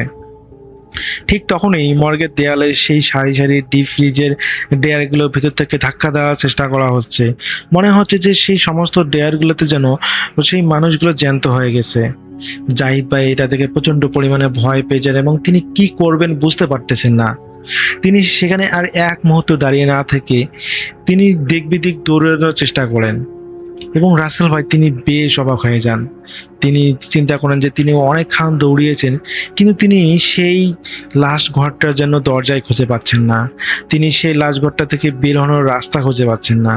তো তার কাছে মনে হয় তিনি প্রায় 15 মিনিট দৌড়িয়েছেন, কিন্তু তার কাছে মনে হচ্ছে যে চতুর্পাশে শুধু ডয়ার সমৃদ্ধ সেই লাশ ঘরটাই, যেন এটা কয়েক কিলোমিটার মনে হয় যে হয়ে গেছে। অথচ রাসেল ভাই বাস্তবে আসলে সেই লাশঘরটা অত বড় ছিল না, সেটা ছিল মাত্র 20 ফিট বাই 20 ফিট একটা স্কোয়ারের একটা স্কোয়ার শেপের একটা মর্গ। আর এটা থেকে বের হতে তো 1 মিনিটও সময় লাগার কথা না। সেখানে তার কাছে মনে হয়েছে যে তিনি 15 মিনিট ধরে দৌড়াচ্ছেন, কিন্তু কোনোভাবেই তিনি সেই মর্গটার দরজা খুঁজে পাচ্ছেন না, এবং যেদিকেই তাকাচ্ছেন সেদিকেই শুধু কুয়াশাচ্ছন্ন আবহাওয়া। মনে হচ্ছে যে শীতকাল চলতেছে এবং তার হাতে থাকা টর্চ লাইট দিয়ে যখন তিনি সামনে তাকাচ্ছেন, দেখার চেষ্টা করতেছেন, কিন্তু সামনে তিনি দেখতে পারতেছেন না। এভাবে চলতে থাকে রাসেল ভাই প্রায় 1 ঘন্টা। তিনি ঘুরে ফিরে সেই জায়গাতেই চলে আসেন এবং সেই ডয়ারগুলো থেকে অনবরত সেই লাশগুলো যেন বের হওয়ার চেষ্টা করতেছে। এটা দেখে রাসেল ভাই তিনি প্রচন্ড পরিমাণে ভয় পান এবং তিনি সেখানে সেন্সলেস হয়ে পড়ে যান। রাসেল ভাই যখন তার কেয়ারটেকার চলে আসে, যাকে আসলে দেয়া হয়েছিল জাহিদ ভাইয়ের সাথে সেই মর্গেতে পাঠানোর জন্য যে দেয়া হয়েছিল, তো উনি এসে দেখেন যে জাহিদ ভাই অজ্ঞান অবস্থায় পড়ে আছে। তো পরবর্তীতে উনি ওনাকে একটা ওয়ার্ডে নিয়ে যান এবং ওখানে ডাক্তার যারা আছেন তাদেরকে বলেন যে জাহিদ ভাই এরকম অজ্ঞান হয়ে পড়ে গিয়েছেন। এবং পরবর্তীতে দেখা যায় যে ওনাকে বেডে নেওয়া হয় এবং চিকিৎসা দেওয়া শুরু হয়। এবং যখন তিনি সুস্থ হন তখন ওনাকে জিজ্ঞেস করা হয় যে কি হয়েছে, আপনি এভাবে অজ্ঞান হয়ে পড়েছিলেন কেন? তো রাসেল ভাই উনি সমস্ত ঘটনা বলেন, আর জাহিদ ভাই যা যা হয়েছে সবকিছুই বলেন। তো বলার পরে দেখা যায় যে জাহিদ ভাই প্রায় 1 সপ্তাহ ছুটি নেন এবং ছুটি নেওয়ার পর তিনি বাসায় চলে যান। এবং বাসায় যাওয়ার পর রাসেল ভাই এদিকে ঘটনা আসলে এখানেই ঠিক থাকলে ভালো ছিল বা শেষ হলে ভালো ছিল, কিন্তু রাসেল ভাই এর পরের দিন ওই যে ওয়ার্ড বয়টা আছে, সঙ্গত কারণে তার নামটা বলা যাচ্ছে না বা তিনি বলেন নাই আমাকে, তো ওই ওয়ার্ড বয় এরপরে আসলে ওই তার দায়িত্ব পালন করার জন্য হসপিটালে আসেন এবং তার দায়িত্ব পালন করতে থাকেন। তো রাসেল ভাই ওই ওয়ার্ড বয় যখন দায়িত্ব পালন করতেছেন সেই সময় তিনি ওই আপনার লাশগুলো আসলে দেখাশোনা করার জন্যই বা ঠিকঠাক আছে কিনা, তিনি যেহেতু একদিন ছুটি কেটে এসেছেন, তো এরকম রাত 2:30টার দিকে তিনি সবকিছু মানে ঠিক আছে কিনা দেখে তিনি আসলে ঘুমাবেন এই চিন্তা ভাবনা করে তিনি সেই লাশ ঘুরে যান এবং সবকিছু দেখানোর চিন্তা ভাবনা করেন যে সবকিছু ঠিক আছে কিনা চেক করার জন্য যান। এবং চেক করার জন্য যখনই তিনি সেই মর্গের ভিতরে যান, রাসেল ভাই খুবই অবিশ্বাস্য ব্যাপার যে তিনি ভিতরে যাওয়ার পর তিনি অনুভব করেন যে ওই একটা কর্নারে থাকা একটা লাশের বক্স থেকে মানে কেউ একজন বেরিয়ে আসার জন্য, যেরকম মানুষ একটা যদি কেউ বেঁচে থাকে এবং সেই বক্স থেকে বেঁচে ফেরার জন্য বা বের হওয়ার জন্য যেরকম শব্দ করে, এরকম ধরাত ধরাত শব্দ করতেছে। তো তিনি বেশ অবাক হয়ে যান, সেই ওয়ার্ড বয় খুবই অবাক হয়ে যান এবং তিনি যখন সেই ডয়াটার কাছে যান এবং দেখেন যে শব্দ হচ্ছে, তো প্রথমত তিনি ভয় পান নাই। তো তিনি ভেবেছিলেন হয়তোবা কোনো এখানে লাশ রাখা হয়েছিল, যেটা হয়তোবা কোনো ডাক্তারের ভুল হতেও পারে, হয়তো তিনি মারা যাননি কিন্তু তারপর এখানে রাখা হয়েছে। তিনি প্রথমে এই ধরনের কোনো অলৌকিক চিন্তা ভাবনা করছিলেন। তো রাসেল ভাই এই চিন্তা ভাবনা করে তখন যখন তিনি সেই ডয়ারটা খোলেন, রাসেল ভাই তিনি যেটা দেখেন সেটা দেখার জন্য বিশ্বাস করতে পারতেছিলেন না। তিনি দেখেন যে সেই বিভৎস একটা লাশ, যে লাশটার শরীর মানে মাথাটা দেখাই যাচ্ছে না, মানে এতটাই জঘন্য হয়ে গেছে, বিশেষ করে অ্যাক্সিডেন্টে থেতলে গেলে যেরকম হয় সেরকম। তো এটা দেখে তিনি প্রচন্ড পরিমাণে ভয় পেয়ে যান এবং এক ধাক্কায় তিনি সেই ড্রয়ারটা লাগিয়ে দেন। এবং রাসেল ভাই ড্রয়ারটা লাগানোর পর আবার দেখা যায় তিনি সেখান থেকে মানে সেই লাশটা বের হওয়ার জন্য যখন চেষ্টা করতেছে এই ধরনের শব্দ হচ্ছে। তিনি রাসেল ভাই এত পরিমাণ ভয় পেয়ে যান যে এত বিধ্বংসী একটা মানে শরীর মাথার কিছু নেই, সেই এরকম একটা লাশ কিভাবে যে বেঁচে থাকতে পারে আর এরকম শব্দ কিভাবে করতে পারে। তো রাসেল ভাই তিনি চিন্তা করেন যে এখানে আর এক মুহূর্তে থাকা যাবে না, হয়তো কোনো সমস্যা হয়েছে বা সমস্যা হতে পারে। তো এই চিন্তা ভাবনা যখন রাসেল ভাই তিনি সেই মর্গ থেকে বের হওয়ার চেষ্টা করবেন, রাসেল ভাই তখনই সেম টু সেম কাহিনী, গত রাতের মতোই যেটা জাহিদ ভাইয়ের সাথে ঘটেছিল সেম কাহিনী, তিনি দরজা খুঁজে পাচ্ছেন না। সেই 20 ফুটের মর্গটাকে তার কাছে মনে হচ্ছে যেন কয়েকশো মাইল। তিনি এত দৌড়াচ্ছেন, মনে হচ্ছে যে তিনি রাস্তায় খুঁজে পাচ্ছেন না। তো নর্মালি এই জাহিদ ভাইয়ের সাথে যে ঘটনা ঘটেছিল এই ঘটনাটা কিন্তু এই ওয়ার্ড বয় জানতো না। তো তিনি আসলে ওই রাতে এসেছিলেন, যার কারণে তিনি জানেন না যে জাহিদ ভাইয়ের সাথে কি ঘটনা ঘটেছিল। তো রাসেল ভাই আমি এটা পরে আসতেছি। তো এরপরে যখন ওই ওয়ার্ড বয় কোনোভাবেই খুঁজতে পারছিল না এবং তিনি অনুভব করেন যে সমস্ত ডয়ারগুলো থেকে যেন সেই লাশগুলো যেগুলো ফ্রিজিং করে রাখা হয়েছিল যেন সমস্ত লাশগুলো যেন বের হতে চাইছে। রাসেল ভাই ঠিক কিছুক্ষণ পর তিনি অনুভব করেন সেই কুয়াশাচ্ছন্ন আবহাওয়া থেকে যেন 6টা লাশ তার দিকে ধীরে ধীরে এগিয়ে আসতেছে। এটা দেখে রাসেল ভাই এই ওয়ার্ড বয় এত পরিমাণ ভয় পেয়ে যায় তিনি তার জ্ঞান ধরে রাখতে পারেন না। তিনি জাহিদ ভাইয়ের মতো সেখানে সেন্সলেস হয়ে পড়ে যান। তো সকালবেলা যখন ওই যে অ্যাক্সিডেন্ট হওয়া লাশটা যে ছিল, এটার পরিবারের যখন আসেন এবং সেই লাশটা নেওয়ার জন্য যে তাদের পরিবারের থেকে আসে যখন নেওয়ার জন্য, তো যখন ওয়ার্ড বয়কে খোঁজা হয় যে ওয়ার্ড বয়টা কোথায় গেল, কিন্তু কোনো জায়গাতেই খুঁজে পাওয়া যাচ্ছে না। যখন বাসায় ফোন দেয়া হয় তো বাসা থেকে বলে যে উনি তো কালকে রাতেই চলে গিয়েছে হাসপাতালে, এখনো তো বাসায় ফেরেন নাই। তো তখন দেখা যায় যে ওই হসপিটাল কর্তৃপক্ষ একটু অবাক হয়ে যায় যে ওয়ার্ড বয় আবার কোথায় চলে গেল, যদি তিনি রাতে আসতেন তাহলে তো তিনি হাসপাতালেই থাকতেন। তো যেহেতু এদিকে আবার ওই পরিবারের যাদের হলো লাশ নেয়ার তারা দিচ্ছিল, এবং পরবর্তীতে তারা দেখা যায় যে কোনো কিছু উপায়ন্ত না পেরে তাদের একজন স্টাফকে দিয়ে বলা হয় যে এত নাম্বার ড্রয়ারে লাশটা রাখা আছে, আপনি যা নিয়ে আসেন। তো রাসেল ভাই যখন ওই স্টাফকে যখন ওই দরজা খুলে ভিতরে প্রবেশ করে, তিনি যেটা দেখেন যে মোটেও প্রস্তুত ছিলেন না, কারণ দেখেন যে ওই ওয়ার্ড বয় তিনি হলো মেঝের মধ্যে ফ্লোরে পড়ে আছেন অজ্ঞান অবস্থায়। তো তিনি বেশ অবাক হয়ে যান যে একটা ফ্রিজিং এর মধ্যে একটা মানে ইনি এখানে কি করতেছেন। তো তিনি প্রথমত ভয় পেয়েছিলেন, এবং পরে যেহেতু দিনের বেলা, তো দিনের বেলা মানুষের নর্মালি একটু সাহস বেশিই থাকে, তো তিনি হলো কাছে যান এবং যে দেখেন যে এটা ওয়ার্ড বয়।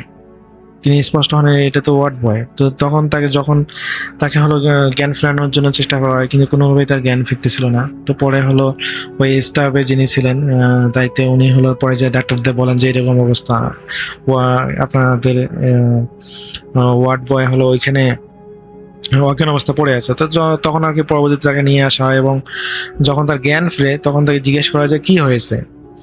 পরে ওয়ার্ড বয় বলে যে এরকম এরকম আমি আসলে চেক করার জন্য গিয়েছিলাম, কিন্তু পরে হলো আমি রাস্তা খুঁজে পাইনি। তো পরে দেখা যায় যে জাহিদ ভাইয়ের সাথে এবং এই ওয়ার্ড বয়ের সাথে যে ঘটনাটা সেম টু সেম ঘটনা ডাক্তাররা বুঝতে পারলেন যে এই ধরনের ঘটনা ঘটেছে। তো রাসেল ভাই এরপর থেকে ওই ফরিদপুরের একটা ওই হাসপাতালে, আমি আসলে হাসপাতালের নামটা বলতেছি না সঙ্গত কারণে, ওই হাসপাতালে এরপর থেকে যে মর্গটা আছে ওইটা আসলে ভেঙে ফেলা হয়। কারণ এটা ভেঙে ফেলা শুধু এই দুইটা ঘটনার প্রেক্ষিতে আসলে ভেঙে ফেলা হয়নি, এরপরে নাকি দেখা যায় বিভিন্ন স্টাফের সাথে বিভিন্ন ধরনের ওই মর্গের আর কি ঘটনা ঘটেছিল। তো যার কারণে পরবর্তীতে ওই কর্তৃপক্ষ ওই মর্গটা ভেঙে ফেলতে বাধ্য হয়, এবং তারা নতুন করে একটা হাসপাতালেরই সাথে একটা নতুন করে একটা মর্গ বানায়। তো রাসেল ভাই এটাই ছিল জাহিদ ভাইয়ের ঘটনা, তিনি আমাকে এটা ফরিদপুর থেকে লিখে পাঠিয়েছেন। তো আমার কাছে মর্গের ঘটনা বেশ ভালো লাগে, এর কারণে আমি ঘটনাটা শেয়ার করলাম। তো লিসেনারদের কাছে রিকোয়েস্ট থাকবে যে আপনাদের কাদের কাদের এই ধরনের মর্গের ঘটনাগুলো ভালো লাগে আপনারা অবশ্যই জানাবেন। আর আপনাদের মাঝে যদি কোনো ঘটনা থেকে থাকে তাহলে অবশ্যই ইমেল করে আমাদেরকে ঘটনা পাঠাবেন। তো সবাই ভালো থাকবেন, সুস্থ থাকবেন এই প্রত্যাশায়। আল্লাহ হাফেজ।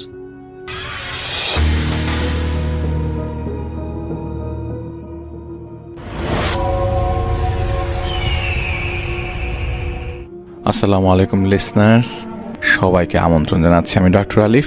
আশা করছি আপনারা সবাই ভালো আছেন, সুস্থ আছেন। এখন আমি যার ঘটনা শোনাবো তার জন্য আপনারা সবাই অপেক্ষা করেন, এবং চলে যাব আমার জাহিদ ভাইয়ের ঘটনায়। রিশাদ জাপানে আজ প্রায় 2 বছর পড়ালেখা চলছিল রিশাদের।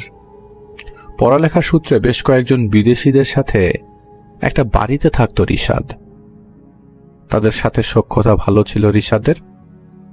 যেই বাড়িতে সে থাকতো সেই বাড়িতে তার এক বিদেশি বন্ধু ছিল, যে হাত দেখে বলতো বিভিন্ন ধরনের কথা।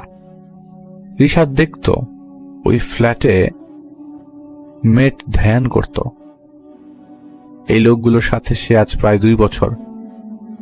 প্রত্যেকটা মানুষের সাথে আপনি সারাদিন থাকলে তার ব্যাপারে মোরলেস অনেক কিছু জেনে যাবেন, এবং চেনা হয়ে যায়। আর আপনি একটা মানুষের সাথে সারাদিনই আছেন, বলতে গেলে সবাইকে তার চেনা হয়ে গেছে। এক রাতে রিশাদ একটা স্বপ্ন দেখে একটা লোক একটা শাবল দিয়ে মাটি খুঁড়ছে। যে জায়গাটা খুঁড়ছে তার আশপাশে ছড়ানো আছে কালো কয়েকটা কাপড়ের টুকরা। লোকটা একটা গর্ত করে এবং সেই গর্তটা খুঁড়ে সেই কাপড়ের টুকরোগুলো গর্তের মধ্যে সে ফেলে দেয়। তখন গর্তটা থেকে বিকট একটা শব্দ আসে, আর শব্দটা খুব আহামরি ডিফারেন্ট শব্দ না, এটা গোঙানির শব্দ। আপনি যদি একটা গর্ত খোঁড়েন আর সেটার ভিতরে যদি গোঙানির শব্দ আসে, আপনি ভয় পাবেন। কয়েকদিন পর সে আবার আরেকটা স্বপ্ন দেখতে পায়। রিশাদ দেখে সে নিজেই নিজেকে ঘরের কোণে দাঁড়িয়ে আছে, অথবা সে নিজেকেই দেখছে, রিশাদ দেখছে সে শুয়ে আছে বিছানায়। রুমের দরজাটা খুলে গেল, একটা লম্বা মানুষ সেই ঘরে ঢুকলো। সে উঠে গেল বিছানার উপর ওই লোকটাকে দেখার পর। এখন দেয়ালের কোণে যে রিশাদ দাঁড়িয়ে ছিল, সেই দাঁড়িয়ে থাকা রিশাদের মনে হলো ওর বাম হাতের আঙ্গুলগুলোই কেমন অস্বস্তি অনুভব হচ্ছে। সেই লোকটা উবুধ হয়ে রিশাদকে ফিসফিস করে কি যেন বলছিল। দেয়ালের কোণে দাঁড়িয়ে থাকা রিশাদ, ওর কানে সেই ফিসফিস শব্দ হচ্ছিল, এমন যেন রিশাদের পেছনেই সে দাঁড়িয়ে আছে। রিশাদের বাম হাতে আবার সেই অনুভূতি, তরল গড়িয়ে পড়ছে, এমন অনুভূতি মনে হচ্ছে যে তার গাল বেয়ে তরল গড়িয়ে পড়ছে। আমাদের শরীরে আমরা যেমন ঘাম মাথার থেকে যদি আমরা মুখে পড়ে এবং মুখ থেকে যদি গড়িয়ে নিচে যায়, আপনারা কিন্তু ফিল করবেন, সেরকম একটা ফিল হচ্ছিল। বাম হাতটা সে তুলে ধরলো চেহারার সামনে, 4টা আঙ্গুলের মাথা থেকেই রক্ত গড়িয়ে পড়ছে।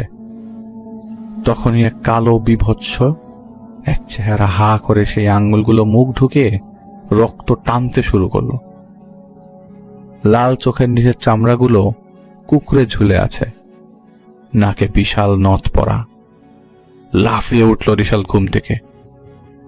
আগে এই ছেলে কখনো এমন কিছু দেখে নাই, কিন্তু এটা আজকে দ্বিতীয়বার। প্রথমবার যদি এক্সকিউজ দেওয়া যায়, দ্বিতীয়বার দেওয়া যায় না, কারণ রিশাদ কখনোই এই ধরনের স্বপ্ন আগে দেখেনি, বা স্বপ্ন দেখেই না বলে বলা চলে। রিশাদ সবসময় একবার ঘুম দিয়ে উঠত, কখনোই সে তেমন একটা স্বপ্ন দেখেনি। বাম হাতে আঙ্গুলগুলো টনটন করছিল, পাত্তা না দিয়ে সে শুয়ে পড়ে। পরদিন সকালবেলা ওই যে বন্ধুটা ধ্যান করত, হাত দেখে পড়ত, নাস্তা করার সময় সে রিশাদকে দেখে বুঝতে পারে কি ঘটনা। একটা ঘটনা শুরু হয়েছে রিশাদের সাথে, সেটা সে বুঝতে পারে, কারণ সে রিশাদকে দেখার পর এক পলকের জন্য দেখেছিল সিলিং সমান লম্বা এক অবয়বকে। শুধু তার সেই বন্ধু সেটা দেখে চুপ থাকে। রিশাদকে সে বলে না, কারণ সেই রাতের কথা রিশাদের মনে নেই। আর সেই বন্ধু সেই রাতের কথা রিশাদের মনে পড়ুক সেটা চায় না সে। রিশাদের কথা অনুযায়ী সেদিন এরপর থেকে তার ওই বন্ধু ওর অনেক টেক কেয়ার করা শুরু করে। একজন বন্ধু যদি বিপদে পড়ে এবং সে দেখে ফেলেছে যে পেছনে একটা অবয়ব, এরপর থেকে সে যেহেতু দেখতে পেরেছে আর সেটা যেহেতু রিশাদ জানে না, সে আসলে রিশাদকে টেক কেয়ার করা শুরু করে দেয়। খালি বারবার অ্যাডভাইস করতো যে সাবধানে থাকতে হবে, সাবধানে থাকো, ভালোভাবে ঘুমাও। এই ধরনের ইঙ্গিত তার ওই বন্ধু তাকে সেফ থাকার ইশারা দিয়ে বলতে থাকে। এদিকে রিশাদের সাথে প্রতি রাতে একটা স্বপ্নের ঘটনা ঘটতই, যা রিশাদ পাত্তা দিত না। কিছুদিন পর, বেশ কয়েকদিনের লম্বা ছুটি পাওয়ার পর, ফ্ল্যাটের মেটরা ঠিক করে একদিন রাতে ওরা পাশের এক প্রদেশের এক বনে ক্যাম্পিং করতে যাবে। রিশাদের জন্য এটা নতুন কিছু না, আর সে প্রচণ্ড ট্রাভেল করতে পছন্দ করে, ঘোরাফেরা পছন্দ করে। আর জাপানে সেই 2 বছর পড়ার পাশাপাশি প্রচুর ঘোরাফেরা করেছে, তো ক্যাম্পিং তো তার জন্য অনেকটা আনন্দের ব্যাপার। তো সেই কথা মতো তারা ক্যাম্পিংয়ের জন্য বের হয়। সময়টাও বেশ ভালো কাটছিল, হই হুল্লার চলছিল। একটা সময় প্রায় শেষ রাতে যার যার টেন্টে, যার যার তাঁবুতে সবাই ঘুমাতে চলে যায়। সবাই স্লিপিং ব্যাগের মধ্যেই ছিল, কারণ বাতাসটা ছিল ঠান্ডা। হঠাৎ করে রিশাদের সুরে একটা ঝাঁকি দেয়। রিশাদের ঘুম ভেঙেছে, নাকের ভেতরটা জ্বলছিল, মনে হচ্ছে কাঁচা ঘুম ভেঙে গেছে। আর কাঁচা ঘুম ভাঙলে মাথাটা যেমন ভন ভন করে সেরকম ভন ভন করছিল। স্লিপিং ব্যাগের মধ্যে হাওয়া ঢুকছিল তখন, ঠান্ডা বাতাস। আর ওই মুহূর্তেই জাপটা জাপটির একটা শব্দ আসলো। রিশাদ উঠে দেখলো তার সেই বিদেশি বন্ধু টেন্টের দিকে বিশাল আকারের একটা লোক এগিয়ে যাচ্ছে।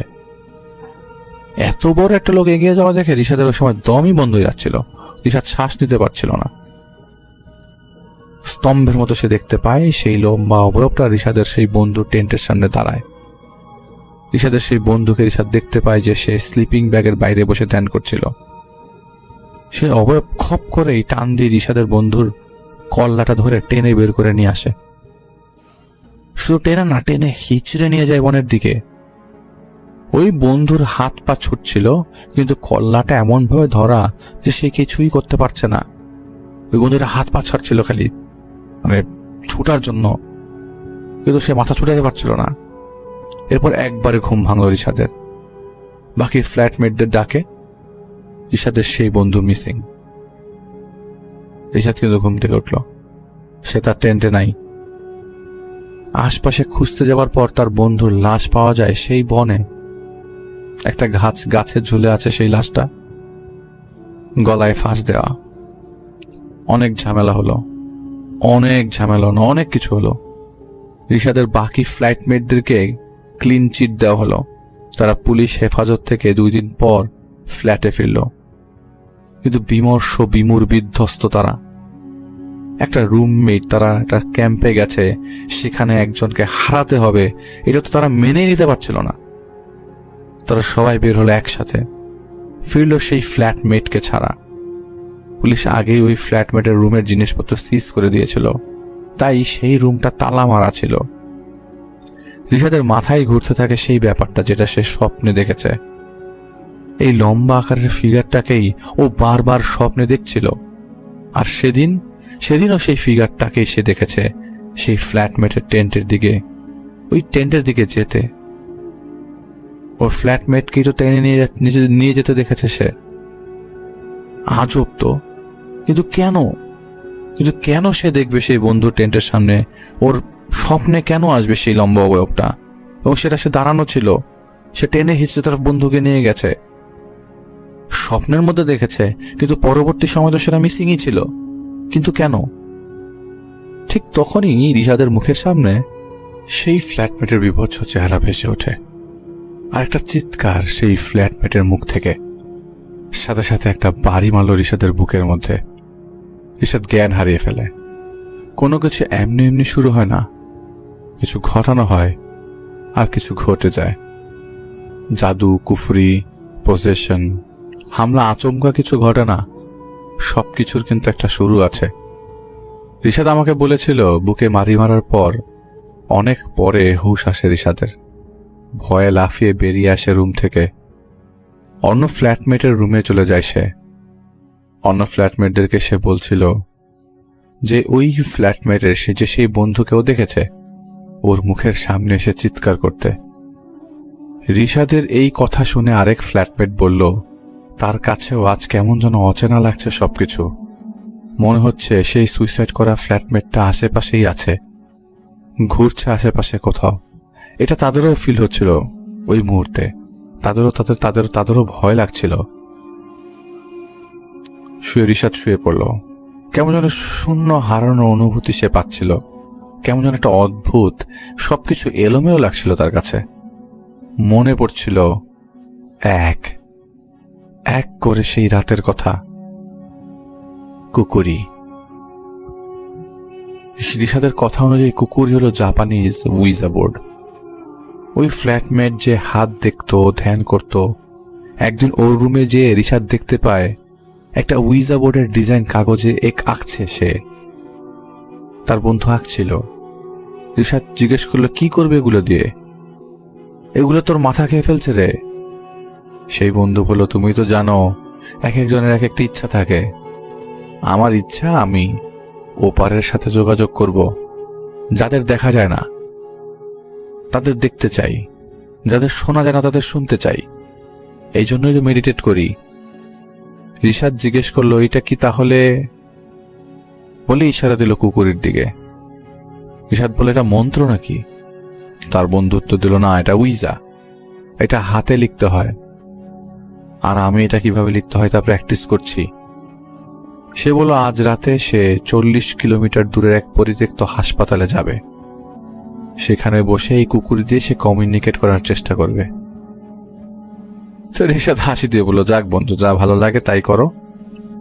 সেদিন বিকালে যখন তার সেই বন্ধু বের হবে বাসা থেকে, তখন রিশাদ নিজে থেকেই বলল চলো আমিও যাব। বন্ধু বলল তাকে, তুমি পার্টিসিপেট করতে পারবে না, আমি একটা রিচুয়াল করব। রিশাদ বলল, তুমি যা করার করো, আমি ঘুরবো। আগে কখনো এমন পরিত্যক্ত হাসপাতালও দেখি নাই, আজ একটা অ্যাডভেঞ্চার হয়ে যাক। রিশাদের বন্ধু বারবার ওকে না করলো, কিন্তু রিশাদ যাবেই, কারণ তার শখ হয়েছে এখন এই পরিত্যক্ত হাসপাতাল দেখার কেমন সেটা। কি আর করা, বন্ধু তাকে নিয়ে বের হয় সেই হাসপাতালের উদ্দেশ্যে। যাওয়ার পথে সে বারবার বাধা আসছিল সেই পথে যাওয়ার, যেন কেউ না করছে যেতে। কেমন একটা অজানা ইঙ্গিত, অজানা একটা আভাস ছিল যেখানে যেও না, ওখানে বিপদ আছে প্রতি মুহূর্তে। রিশাদের একটু নার্ভাসনেস ওই মুহূর্তে কাজ করছিল। তা খুব স্বাভাবিক, আপনি এমন একটা জায়গায় যাবেন, আপনি জেনে যাচ্ছেন সেই জায়গায় বিপদ আসতে পারে, তখন যদি কোনো জায়গা থেকে বিপদ নাও আসে, তখন মনে মনে আপনাকে একটা ইঙ্গিত দেওয়া হবে যে বিপদ তোমার সামনে অবধারিত, তুমি সেই জায়গায় যেও না। এটা লেফট ব্রেন অথবা রাইট ব্রেন, কোনো একটা ব্রেন আপনাকে ইঙ্গিত দিতে থাকে। ওই মুহূর্তে রিশাদের নার্ভাসনেসও কাজ করছিল, কি হয়, কেমন হয়, কিভাবে হবে, অ্যাডভেঞ্চারের জন্য যাচ্ছে, সেখানে আবার কোনো বিপদ আমাদের জন্য অপেক্ষা করছে কিনা। কিন্তু অ্যাডভেঞ্চারের ফিল নেবার এক অপচেষ্টায় কেমন একটা মত্ত আজ রিশাদ। অনাকাঙ্ক্ষিত একজনের আবির্ভাব ঘটবে আজর জীবনে, যার আগমন কালো হয়ে আবির্ভূত হবে তার সেই বন্ধুর জন্য। কে ভেবেছিল সেদিন পরিত্যক্ত সেই হাসপাতালটার বাইরে থেকে সিলগালা করে দেয়া ছিল? রিশাদ বুঝল না, জাপানের মতো দেশে এমন একটা হাসপাতাল আছে, এখনো আছে হিসেবে এটা তো ভেঙে ফেলে নতুন ফাউন্ডেশন দাঁড় করে ফেলা হতো আগেই। রিশাদের এই ভাবনাটা তখন বেশ ভালো করে স্ট্রাইক করেছিল। ভাবনাটা সঠিকও, কেন এরকম জায়গায় একটা হাসপাতাল থাকবে? কিন্তু কি, একটা জায়গা সে নিজেকে হারাতে চায় না। কিছু জায়গা স্মৃতির বাহক হয়ে থাকে।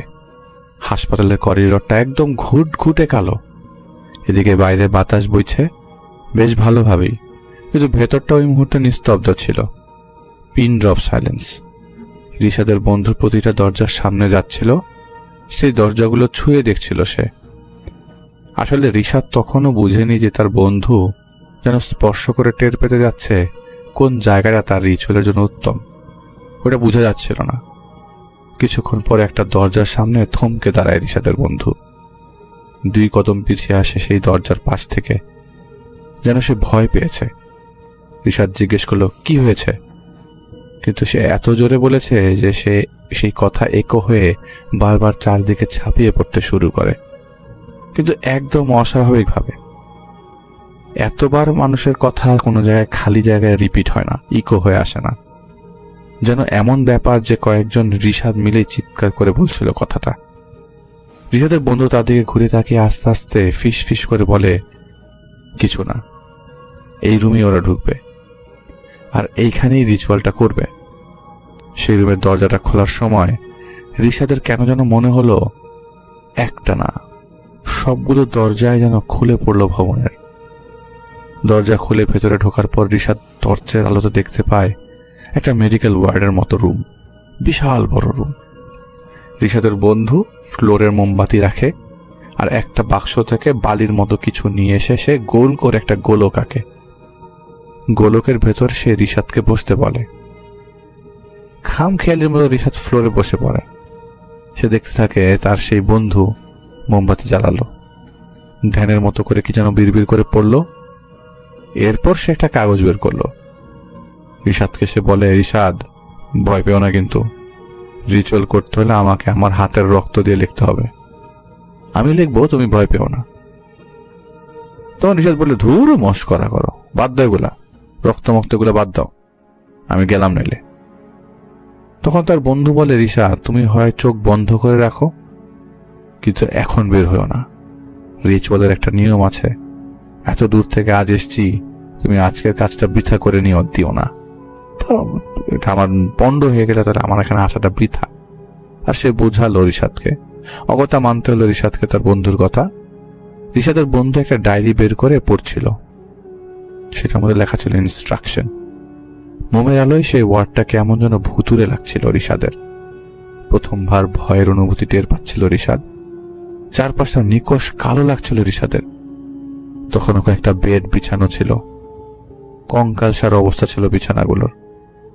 চারপাশটা গুমোট মনে হলো রিশাদের। মনে হলো রিশাদ আর ওর বন্ধুটা না একা না। নিকষ কালো অন্ধকার যেন বলছে, রিশাদকে, তুই একা না, তুই একা না। রিশাদের বন্ধু ফ্লোরে একটা সাদা কাগজ রাখে, সেই সাদা কাগজের উপর রাখে একটা কয়েন। যদি কেউ আসে সেই কয়েনটা নাড়াবে, এই কয়েনটা নড়বে নিজে নিজেই। এরপর সে একটা ক্লিপ কাটার দিয়ে আঙ্গুলের মাথা কাটে। আঙ্গুলের মাথা দিয়ে গড়িয়ে রক্ত পড়ছিল। সেই কাটা আঙ্গুল পেপারে রেখে একটা ত্রিভুজ আঁকলো রিশাদের বন্ধু। ব্যথায় কোকিয়ে উঠল, কিন্তু মুখ দিয়ে একটা শব্দ সে করল না। ত্রিভুজ আঁকার পর সে একটা একটা করে অক্ষর লিখল। জাপানি ভাষায় অক্ষর লিখল সে। রক্ত আসে না দেখে আরেকটা আঙ্গুলের মাথা সে কাটল। এভাবে তৈরি হয় রক্ত দিয়ে গড়া কুকুরি বা Ouija board. Fresh human blood. আর কি লাগে? এরপর রিশাদের বন্ধু বলে, আমি যেভাবে বলি সেভাবে আমার সাথে কথা বলো, আর আমার 2 হাত তুমি ধরো। আমার হাত যদি নড়ে তুমি ভয় পাবে না, রিল্যাক্স থাকবে, আমি তো আছি। রিশাদের বন্ধু একটা কয়েন রাখলো সেই পেপারের উপর। এরপর রিশাদ আর তার বন্ধু 2 জন হাত ধরে ওইসব কথা বলে স্পিরিটকে ডাকছিল। আসলে স্পিরিট তো আর আসবে না, আসবে ওদের বাবা। জিন্দেগি বরবাদ করার জন্য আসবে। ওরাই ডেকে যাচ্ছিল, ওরা ডেকেই যাচ্ছিল ননস্টপ। 2 মিনিট হয় নাই, একটা ক্যান বা একটা পাতলা স্টিলের বোতল পড়ার শব্দ আসলো। সেই শব্দটা সিঁড়ি থেকে ছিটকে পড়ে আসলো। সেই আচমকা শব্দে 2 জনের শরীর ঝাঁকি দিয়ে কেঁপে উঠল। একটা পায়ের শব্দ, হেঁটে আসার শব্দ আসলো। ওই খালি বিল্ডিং এ তো নর্মালি হাঁটা চলাফেরা করার কথা তো পরে, ফিসফিস করে কথা বললেও মনে হচ্ছিল সম্পূর্ণ কথা পরিষ্কার শোনা যাচ্ছে। আর সেখানে একটা হাঁটার শব্দ আসবে, সেটা পরিষ্কার শোনা যাবে না, তা কি করে হয়? পুরো বিল্ডিংটাই তো খালি, একটা পরিত্যক্ত বিল্ডিং যেখানে যা কিছু আছে সব জীর্ণশীর্ণ, সব নষ্ট, সব শুকিয়ে কাঠ হয়ে আছে, যেখানে কোনো মানুষের আনাগোনা নেই অনেক বছর। সেই বিল্ডিং এর ভেতরে এই 2 জনের কোনো একটা শব্দ আসবে এবং সেটা পরিষ্কার শোনা যাবে না, তা তো হয় না। পায়ের শব্দটা যেটা আসছিল, হেঁটে আসার শব্দ যে আসছিল, একদম পরিষ্কার শোনা যাচ্ছিল। রিশাদ যেগুলো পাত্তা দিচ্ছিল না সেটা তো রিশাদ জানে, কিন্তু কিছু কতক্ষণ আপনি পাত্তা দিবেন না? এই ধরনের শব্দ যদি আসতে থাকে আর তখন জানেন এই বিল্ডিং এ মাত্র 2 জনই আছেন আপনারা, কিন্তু শব্দটা থার্ড সাইড থেকে আসছে, তখন পাত্তা না দিয়ে পারা যায় না। তখন সে ভয় পেয়ে গেছে। কেবল তার বন্ধু তার হাত ধরে রেখেছিল দেখে সে নিজেকে তখন সামলাতে পারছিল। একা থাকলে সে কখনোই পারত না। রিশাদই প্রথম কোনো এমন কিছুর সামনে যা সবাই দেখে না, অনুভব করে না। কুকুরি বা উইজা বোর্ডের উপরে রাখা কয়েনটা লাফিয়ে উঠল নিজে নিজেই। মোমের আগুন ধপ করে বাড়ি পড়ল, আর এরপর আগুনটা যেন আরো বড় মনে হলো। রিশাদের বন্ধু নিজে নিজেই জাপানি ভাষায় ধন্যবাদ আর তেল মারল, যাতে স্পিরিট মানে ওদের বাপ যে আসছে সে যাতে খুশি হয়। সে খুশি করার চেষ্টা করছিল। কয়েনটাও নাচতে শুরু করে সেই কথায়। রিশাদ দেখে আশ্চর্য হয়ে ওঠে, কারণ এই জিনিসগুলো তার কাছে জীবনে প্রথম। এক এক করে প্রশ্ন করতে থাকে, কারণ তার প্রশ্নে সে জর্জরিত নিজেকে করে ফেলেছে। ততক্ষণে রিশাদের বন্ধু আর জবাবের সাথে সাথে আসতে লাগলো। এক এক অক্ষরের দিকে লাফিয়ে লাফিয়ে যেতে থাকতো কয়েনটা, আর রিশাদের বন্ধু সাথে সাথেই সেই কথাগুলো মিলিয়ে ফেলতো অক্ষরগুলো জোড়াতালির জোড়া লাগানোর মাধ্যমে। 1 মিনিট, 2 মিনিট করে চলে গেল 2 ঘন্টার বেশি, যাওয়াটা ওরা বুঝতেই পারেনি। ওই সময়, ওই মুহূর্তে সময় এত তাড়াতাড়ি চলে গেছে যেটা ধরা একদমই পসিবল ছিল না। রিশাদের মনে হয়েছিল এ তো মাত্র কয়েক মিনিট। ততক্ষণে রিশাদও শান্ত হয়ে গেছে, এনজয়ও করছিল সেই মুহূর্তগুলো, যেহেতু ওই মুহূর্তে কোনো ক্ষতি হচ্ছিল না। সে নিজেও একটা প্রশ্ন করে, যার উত্তর পেয়ে রিশাদ নিজেই অভিভূত হয়ে যায়। হঠাৎ রিশাদের বন্ধুর নজর পড়ে মোমের দিকে। মোম প্রায় শেষের দিকে, সুতা একদিকে কাত হয়ে গেছে। ততক্ষণে বুঝে যাচ্ছে যে মোমটা এখনই বন্ধ হয়ে যাবে। রিশাদের বন্ধু তার পাশে তাকায়, ব্যাগটা নেই। রিশাদের বন্ধুর নজর যায় দূরে, অনেকটা দূরে। ঝাপসা দেখা যাচ্ছে ব্যাগটা দূরে। এটা এখান থেকে কে সরাবে? কিভাবে সরাবে? ব্যাগ তো সাথেই ছিল। রিশাদের বন্ধুর হুঁশ ফেরে তখন। এটা ব্লাডি ফাদ, এটা ফ্ল্যাট ছাড়া, ব্লাডি ফাঁদ ছাড়া কিছুই না। এই আলোটাই ভরসা ছিল। মোমটা এখন সার্কেলের বাইরে, এর মানে এই সার্কেলও সেফ না রিশাদরা। ওর বন্ধু বুঝতে পারে অঘটন যা ঘটার আগেই ঘটে গেছে। এই এন্টিটি ভালো ছলনা সাজিয়ে, ভালো সেজে সে ঠিকই সময় নষ্ট করেছে আর তার মতো করে ফাঁদ সাজিয়েছে, কিন্তু সাহস আছে বিধায় সে নিজেকে সামলে ধরে রাখে। কারণ এইসব জিনিসগুলা যারা করতে যায় তারা যতই ভয় পাক না কেন, একটা সময় নিজেকে সামলে ফেলতে হয়, সাহস নিয়ে আসতে হয় মনে। রিশাদ দেখলো ওর বন্ধুর হাসি খুশি চেহারাটা গায়েব হয়ে গেছে, সেটা গম্ভীর হয়ে গেছে। ওর বন্ধু জিজ্ঞেস করলো, আচ্ছা তুমি বলো তো, আলো কি তোমার ভালো লাগে? কয়েনটা কয়েকটা লাফ দিল, যার মানে না, ভালো লাগে না। রিশাদের বন্ধু জিজ্ঞেস করলো, আচ্ছা অন্ধকার কেমন লাগে তোমার? কয়েনটা লাফালো।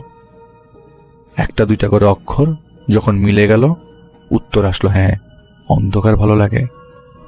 এরপর প্রশ্ন করতে যাবে, ঠিক তখনই প্রশ্ন ছাড়াই সেই কয়েনটা লাফিয়ে ওঠে। এন্টিটি নিচ থেকেই বলল, তার রক্ত দেখতে নাকি ভালো লাগে। এটা রিশাদরা পড়ার পরপরই কয়েনটা আবারও লাফালো। একের পর এক লাফালাফি কয়েনের, কোনো থামাথামি না।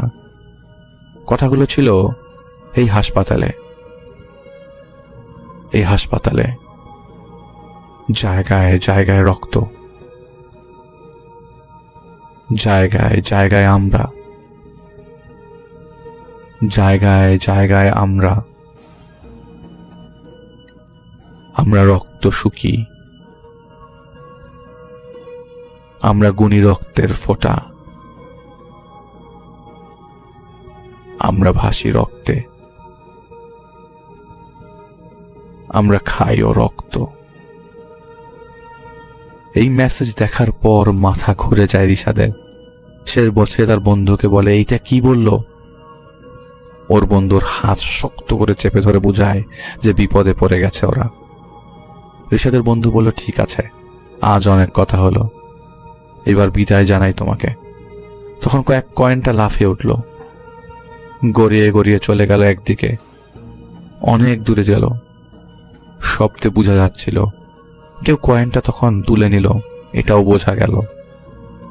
এরপর সেই কয়েনটা মাটিতে গড়িয়ে ফেরত পাঠালো ওদের দিকে। কয়েনটা গড়িয়ে এসে সোজা যেয়ে বসে একটা শব্দের উপর, না না। ভয়ের শিহরণ বয়ে যায় রিশাদের উপর। ওর ভয় লাগছিল, কাঁপুনি ছুটে গেল ওর। রিশাদের বন্ধু বলল, আমাদের বিদায় জানাও। এবার কয়েনটা লাফিয়ে উঠল আবারও একই জায়গায়, না। রিশাদের বন্ধু বলল, কেন যেতে দিবে না বলো আমাকে।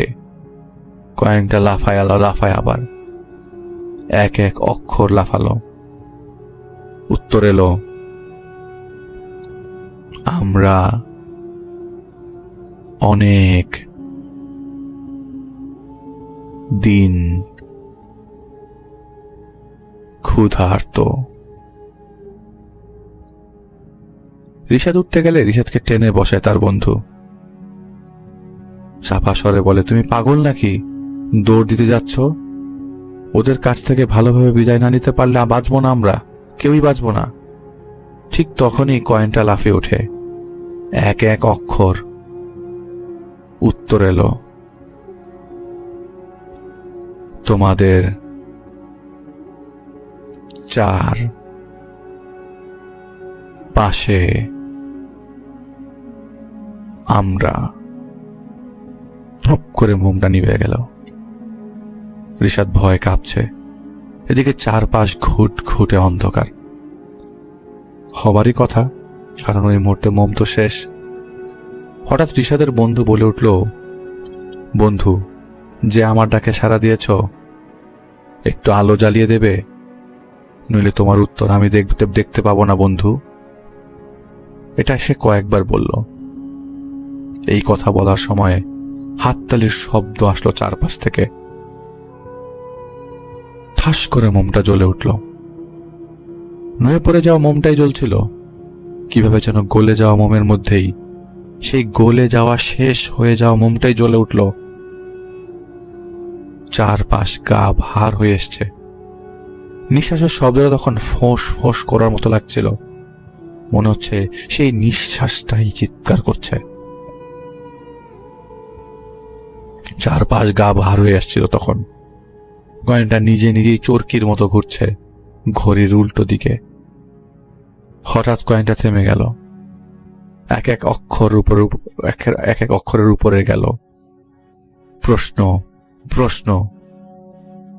কয়েনটা বারবার লাফাচ্ছে, কারণ তার প্রশ্ন দরকার। ধীরে ধীরে মনে হলো মোমের আলো কমে আসছে। ধাম করে লোহার বিশাল একটা খাট উল্টে গেল। রিশাদের বন্ধুর পেছন দিকের খাটটা। একসাথে অনেকগুলো পায়ের হাঁটাহাঁটির শব্দ চারপাশে। রিশাদের বন্ধুর পেছন দিকে কয়েনটা মোটরের মতো ঘুরছে তখন। পরিস্থিতি সামাল দেবার জন্য রিশাদের বন্ধু প্রশ্ন করল, বন্ধু, তুমি কি চাও? কয়েনটা লাফিয়ে উঠে উত্তরগুলায় ঘুরতে থাকলো। সেখানে উত্তর এলো, রক্ত চাই। রিশাদের বন্ধু বলল, ঠিক আছে, আমি নিয়ে আসবো, এখন আমাদের বিদায় দাও। ঠাস করে কয়েন নড়ল। উত্তর এলো, না। রিশাদের বন্ধু বলল, তাহলে কিভাবে এনে দেব যা চাইছো তুমি? কয়েনটা নড়তে শুরু করলো। এক এক করে এক এক অক্ষর উত্তর এলো, খুন করো, রক্ত দে, রক্ত খাবো। রিশাদ ভয়ে নিজেই কাঁপছিল। ওর মনে ছিল শেষ কথাটা ওর বন্ধুর প্রশ্ন করেছিল, তুমি এখন কোথায়? কয়েনটা লাফ দিয়ে একদিক দিয়ে স্থির হয়ে গেল। ইশারাটা রিশাদের বন্ধুর পেছনের দিকে।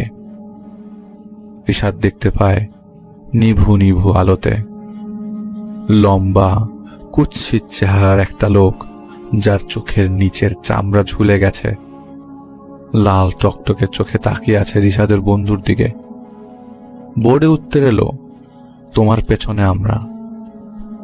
রিশাদের আর কিছুই মনে নেই। ঘুম থেকে উঠে গেল। রিশাদ ঘুম থেকে উঠে গেল। এক এক করে সব মনে পড়ল ওর। বেমালুম ও ভুলেই গিয়েছিল এমন ঘটনা ঘটেছিল, একদম বেমালুম, যেন স্মৃতিটাই ওর কেউ ভুলিয়ে দিয়েছে। মাঝখান থেকে এটা সম্পূর্ণ ওর মাথা থেকে গায়েব হয়ে গিয়েছিল।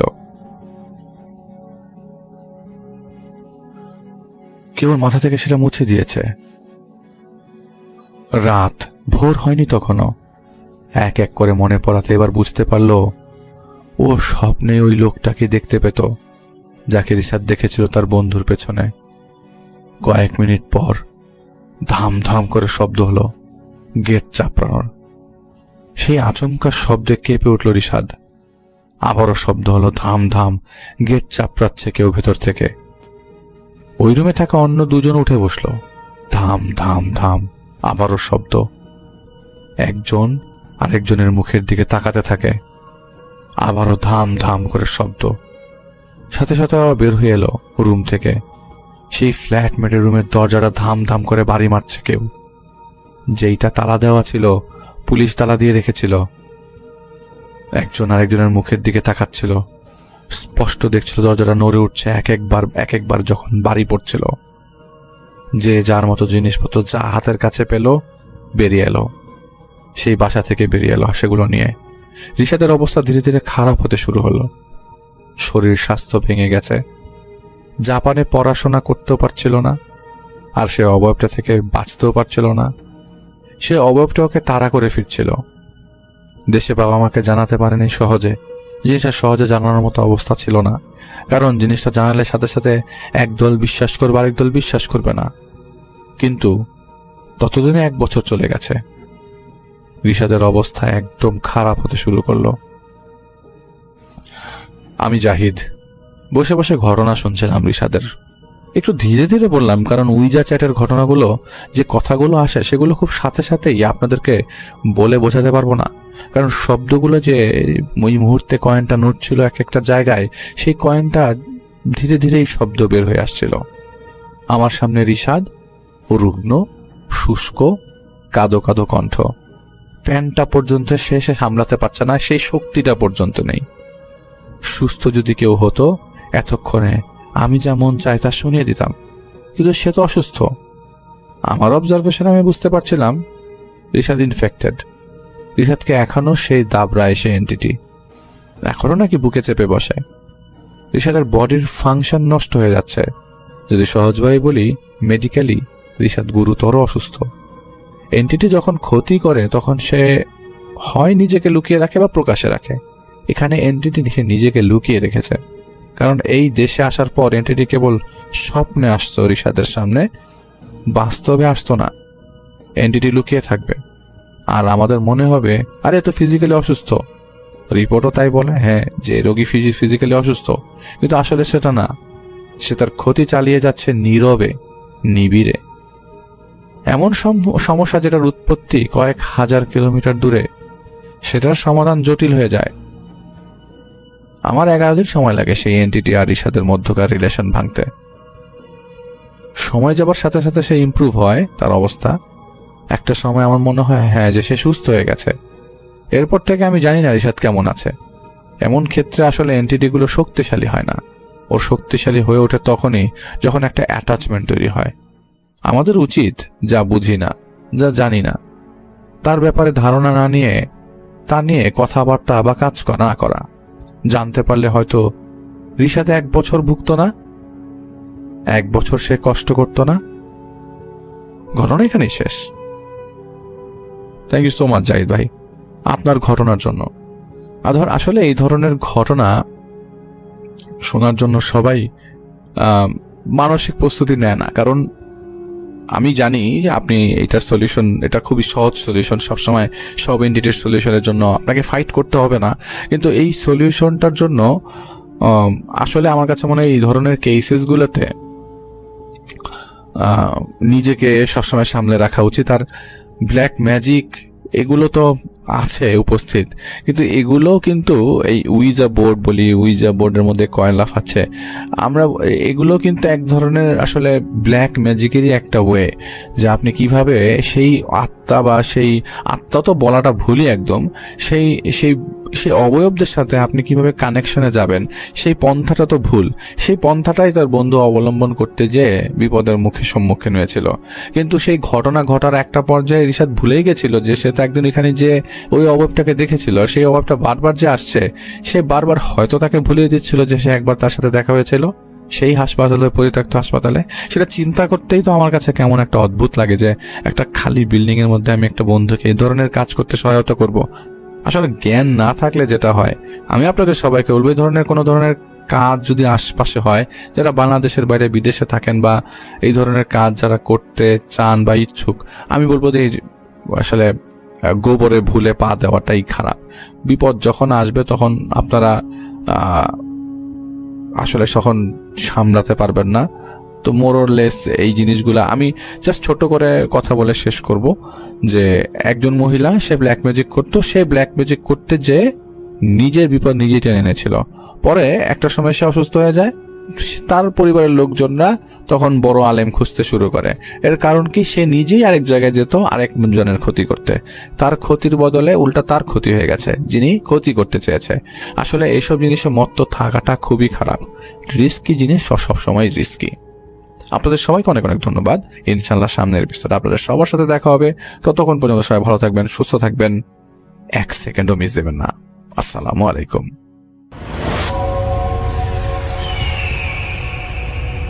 হ্যালো লিসেনার্স, আশা করি ঘটনাগুলো আপনাদের ভালো লেগেছে। আমি চেষ্টা করেছি বাছাই করে ঘটনাগুলো আপনাদের মাঝে শেয়ার করার। আমি প্রতিদিনই ঘটনাগুলো বাছাই করে আপনাদের মাঝে একটি করে এপিসোড শেয়ার করার চেষ্টা করি। যদি আমার ঘটনাগুলো একটু ভালো লাগে তাহলে অবশ্যই এই চ্যানেলটি সাবস্ক্রাইব করবেন।